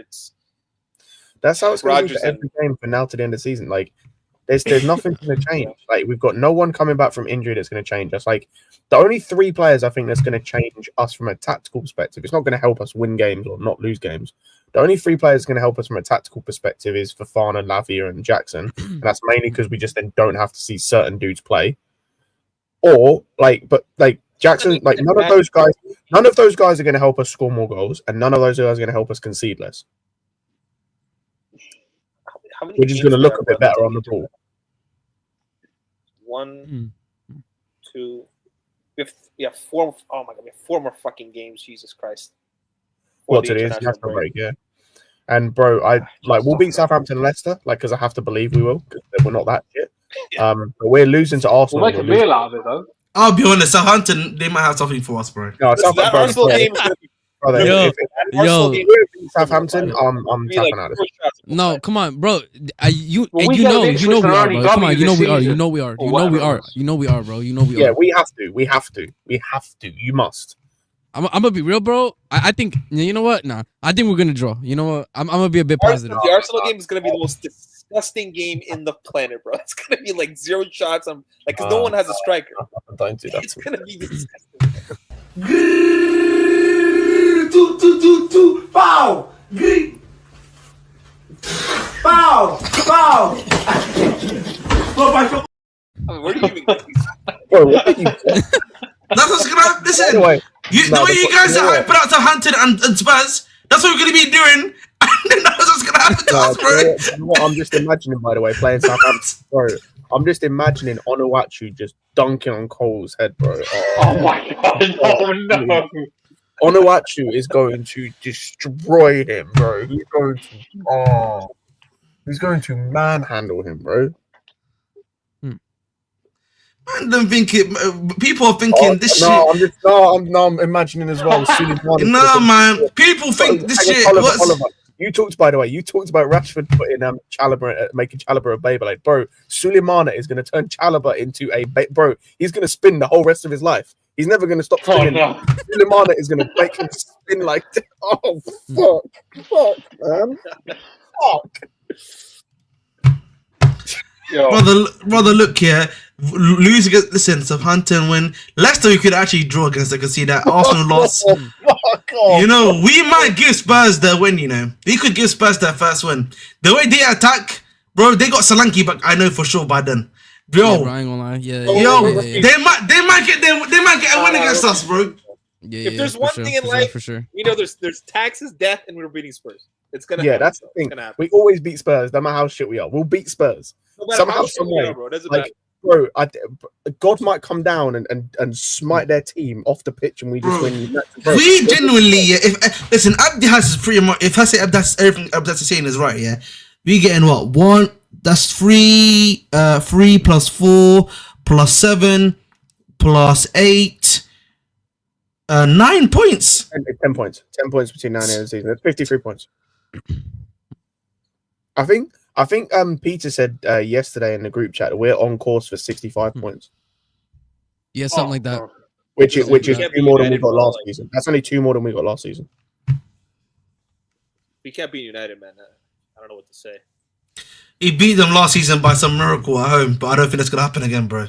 They are the worst team in the league, bro. I watch this team every week, and I'm like, how did this team? We couldn't even beat Van Nistelrooy's interim United or whatever the hell that was.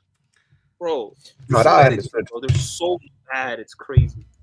It's like, yeah, So bad. we'll win some of these games. Like I think we beat Leicester because again they're just that shit. Like they are just that terrible. And I think we beat Ipswich because again I know we lost to them before, but like again they're kind of just that 60 terrible. points to get us Champions League this season. I know last season was like 66, but this year everyone is Yeah, mid off.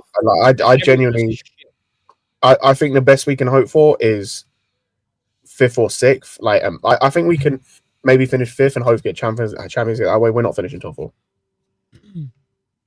No. I think fifth. I think 5th gets us Champions League this season. Just based Hopefully, on like that's coefficient what I'm relying on because I think we can finish 5th. Hopefully, like if you can just like if we win the games we should win, so like we beat. Nah, because to be fair, bro, like even I mean the thing is the only thing that might save us as well is maybe the same thing that saved us last season is that the other teams that we're competing with are equally as inconsistent, bro. They're not good.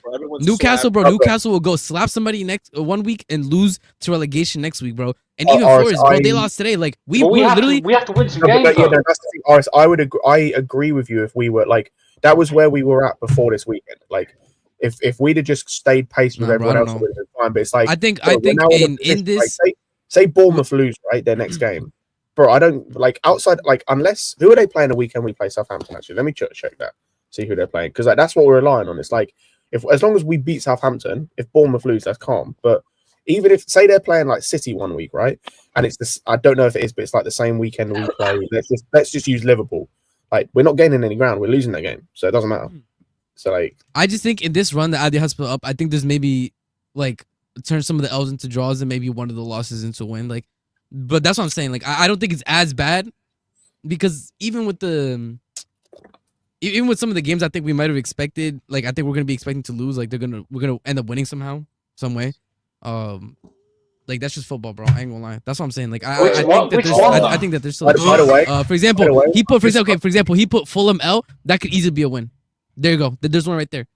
Hang on. That's too much hope, man. No, that's not even hope. I'm just saying that one thing. I'm not even saying hope. I'm not saying hope. I'm just being realistic. Like if you say that's too much hope, then the other side is too much doomerism, bro. There's literally like 2 wins in all of those games. He put 2 wins in all those games. Like, come on. Like, I'm trying to be more balanced. I'm saying it's probably most of those are away games. Listen, RSM, Nico that's and Gui will be back by at one point in one of those games as well. Like it's not like we're gonna be out without a striker for the rest of the season. They said he's gonna be back in April, but we don't know. But we don't know when in April. They haven't said it's gonna be the beginning of April. No, listen, could that's be mid-April. My Could point be is, end of April. So are we just saying? So are we just saying we're never winning another away game in the Prem for the rest of the season? Is that no? Of course, something has to change. Something has to change, but like the thing is, if we no, something has to change, right? Of course, yeah. But I feel like the reality is, if we keep playing the way we are playing and everything like that, I don't see what changes, bro. What do you think changes? Unless the other team is just worse than us, realistically speaking. Yes, that's literally what I'm saying. That is quite literally what I'm saying, bro. RSM, by the way, I'm just looking, by the way, at like fixtures. Like when we lose to Villa, because I think we can all say, I think here we're losing. Yeah, we're losing to Villa. We're losing to Villa. Bro, who do you think wins out of Bournemouth Wolves?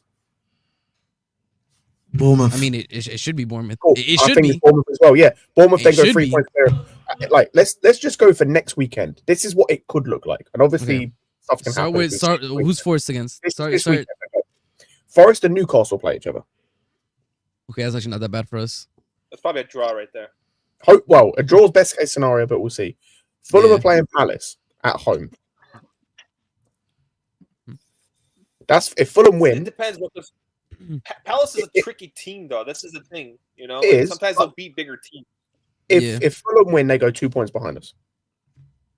Hold up, CA Mafia is not even wrong, bro. That international break might be big, man, because some of these players are hopefully, not yeah, getting like, called up to like other than Caicedo, Enzo. Who else is really getting called up like that? When Villa beat us, by the way, they'll be 3 points behind us. Brighton play Southampton. I think they can win that game. If they win that game, They're tied, right? They're tied. with us. No, they're 3 points behind us as well. three, Bournemouth, okay. if they win that game, go 3 points clear of us. That's just next weekend. That's just City, Liverpool play each other, so that might be one where we actually gain some ground on City. Well, I say gain some ground, you know what I mean? Yeah. Then the week after, Brighton and Bournemouth play each other the week after, like a few days later. So Bournemouth could end up going 6 points clear of us before we play our next game after that. Fucking. But again, I agree with RSM. Or Brighton go like, level on it's easy to like. Yeah, it's easy to say that this team is going to win and this team is going to lose, but again, these teams are so ridiculously inconsistent. Like I had no like Fulham beat Nottingham Forest today by just pressing. I don't know if you guys watched that game. Yeah, they did. They fucking pressed. Look, There's no quality. They just fucking pressed and they won. Lucas, I agree. I think the issue isn't because I agree with you. Inconsistent. I think the issue that we are having is like I just mentioned. Like it's not necessarily the teams above us. It's more like everyone else. Like there are everyone from 10th upwards. I think is within about 6 to 3 points of us or less. Is within 6 points of us, and it's like I just said. Next weekend, say Brighton win and Fulham win, they're 3 and 2 points respectively within us, and all of a sudden that's like that's the issue. Is like.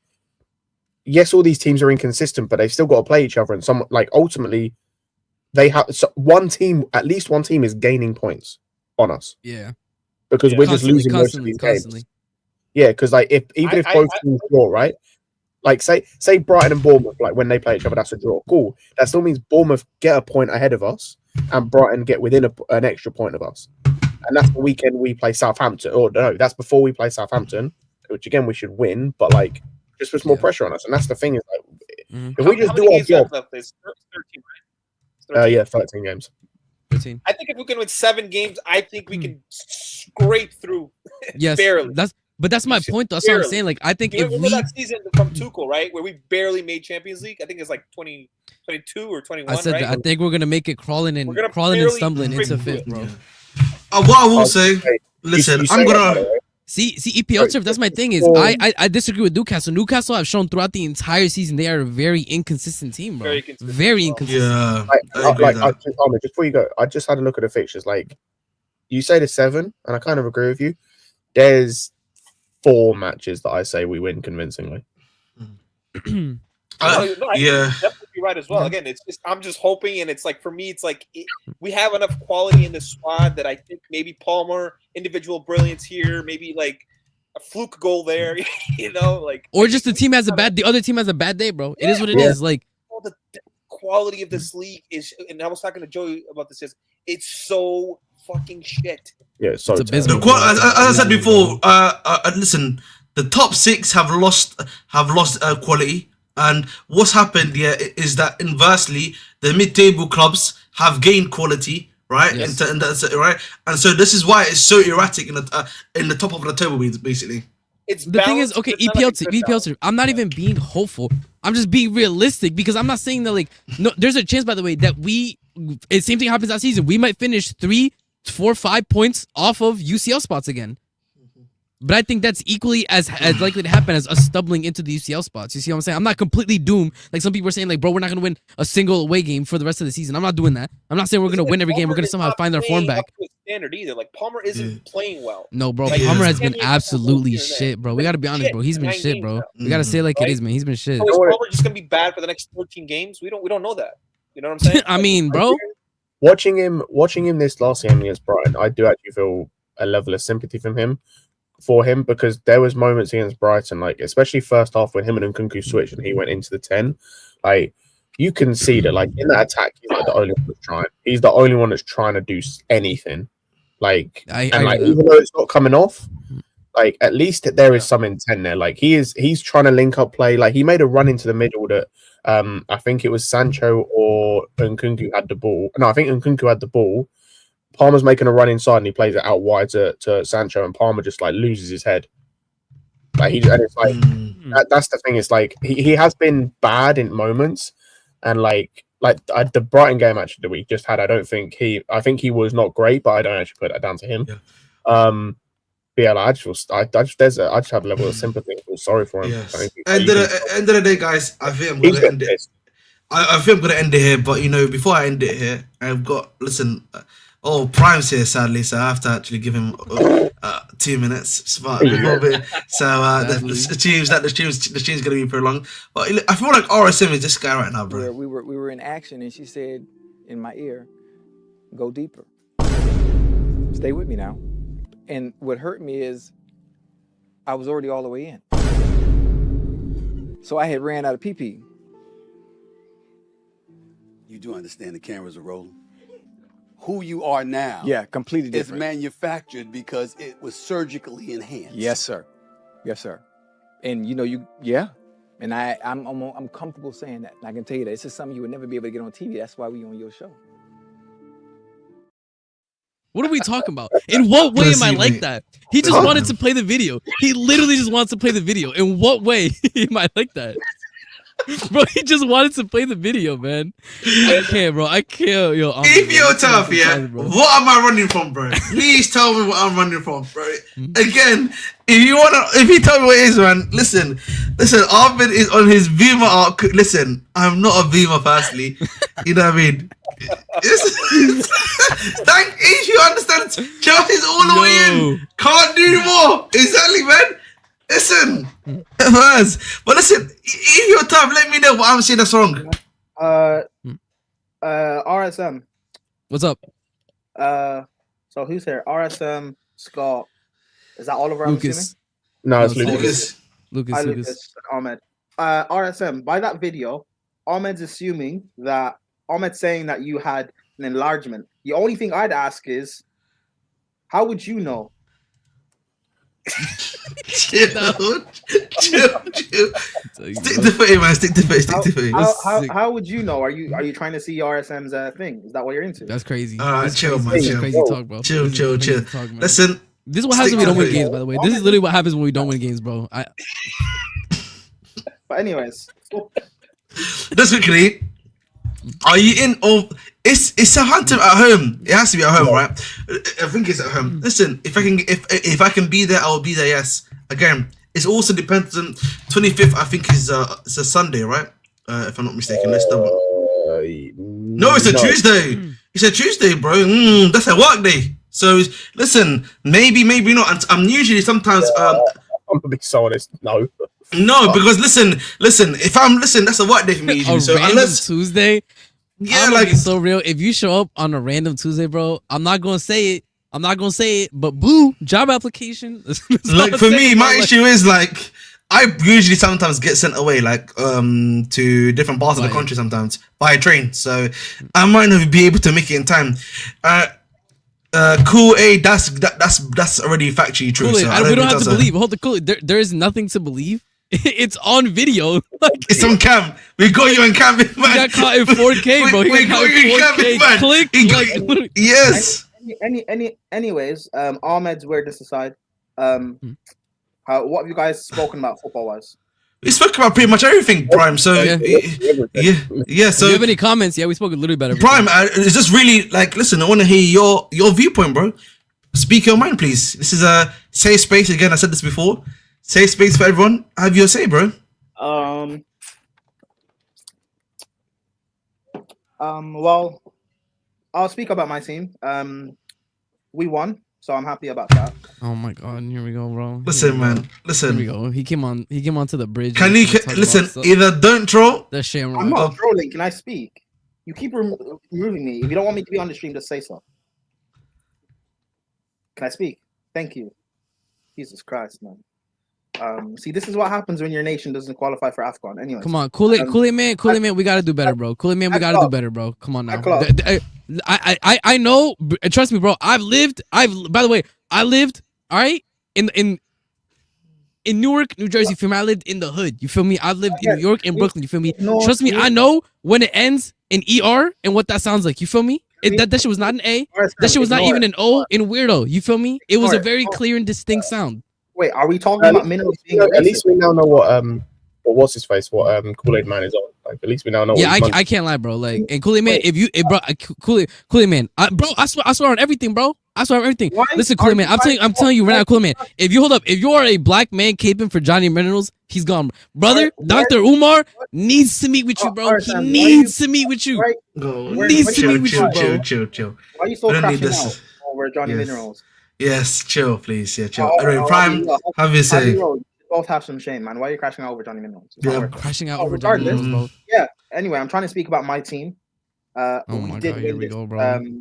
We did win this week. I'm happy about that. Going away from home in Europe to Mold. Prime, please be serious. Please be serious, Prime. Why'd you roll your eyes, Arson? All right, listen. All right, guys, this is the stream. As always, listen, I've been your host, Mr. Rich 358. Again, make sure as you're coming in again to like, share, subscribe, of course. And listen, again, I think we'll probably be back. When is the next game for us? Is it Saturday or Sunday? We'll probably be here Friday to do the preview. Probably be Friday. It'll probably be Sunday for the preview, obviously, and everything like that. Listen, as always, I've been your host of the most of British 258 Nation. You know, I listen. Stay calm, relax, man. Listen, as I said before, man, I keep on saying this word incorrectly, even though I use it regularly. Weird. Listen, just separate yourself, man, from Chelsea and all of its issues, bro. Have a break, have a Kit Kat. You know what I mean? That's what I'm saying. You know what I mean? So listen, peace and blessings as always. Listen, I want to give you guys a little bit of banter, a little bit of enjoyment. You know, again, this is Chelsea right now. Hopefully we can get better than this guy. Well, goddamn, Carl Lewis, where you going? Come on, man, please. Huh? Please what? What? Please what? Boy, you're shaking like a stripper. Tighten up. I'm so disappointed in you this evening. There we go, man. There we go. Just don't be like that. Listen, anyway, love and guidance, peace and blessings. Bridge out, RSM out, Lucas out, everyone out. Take care, guys. Love.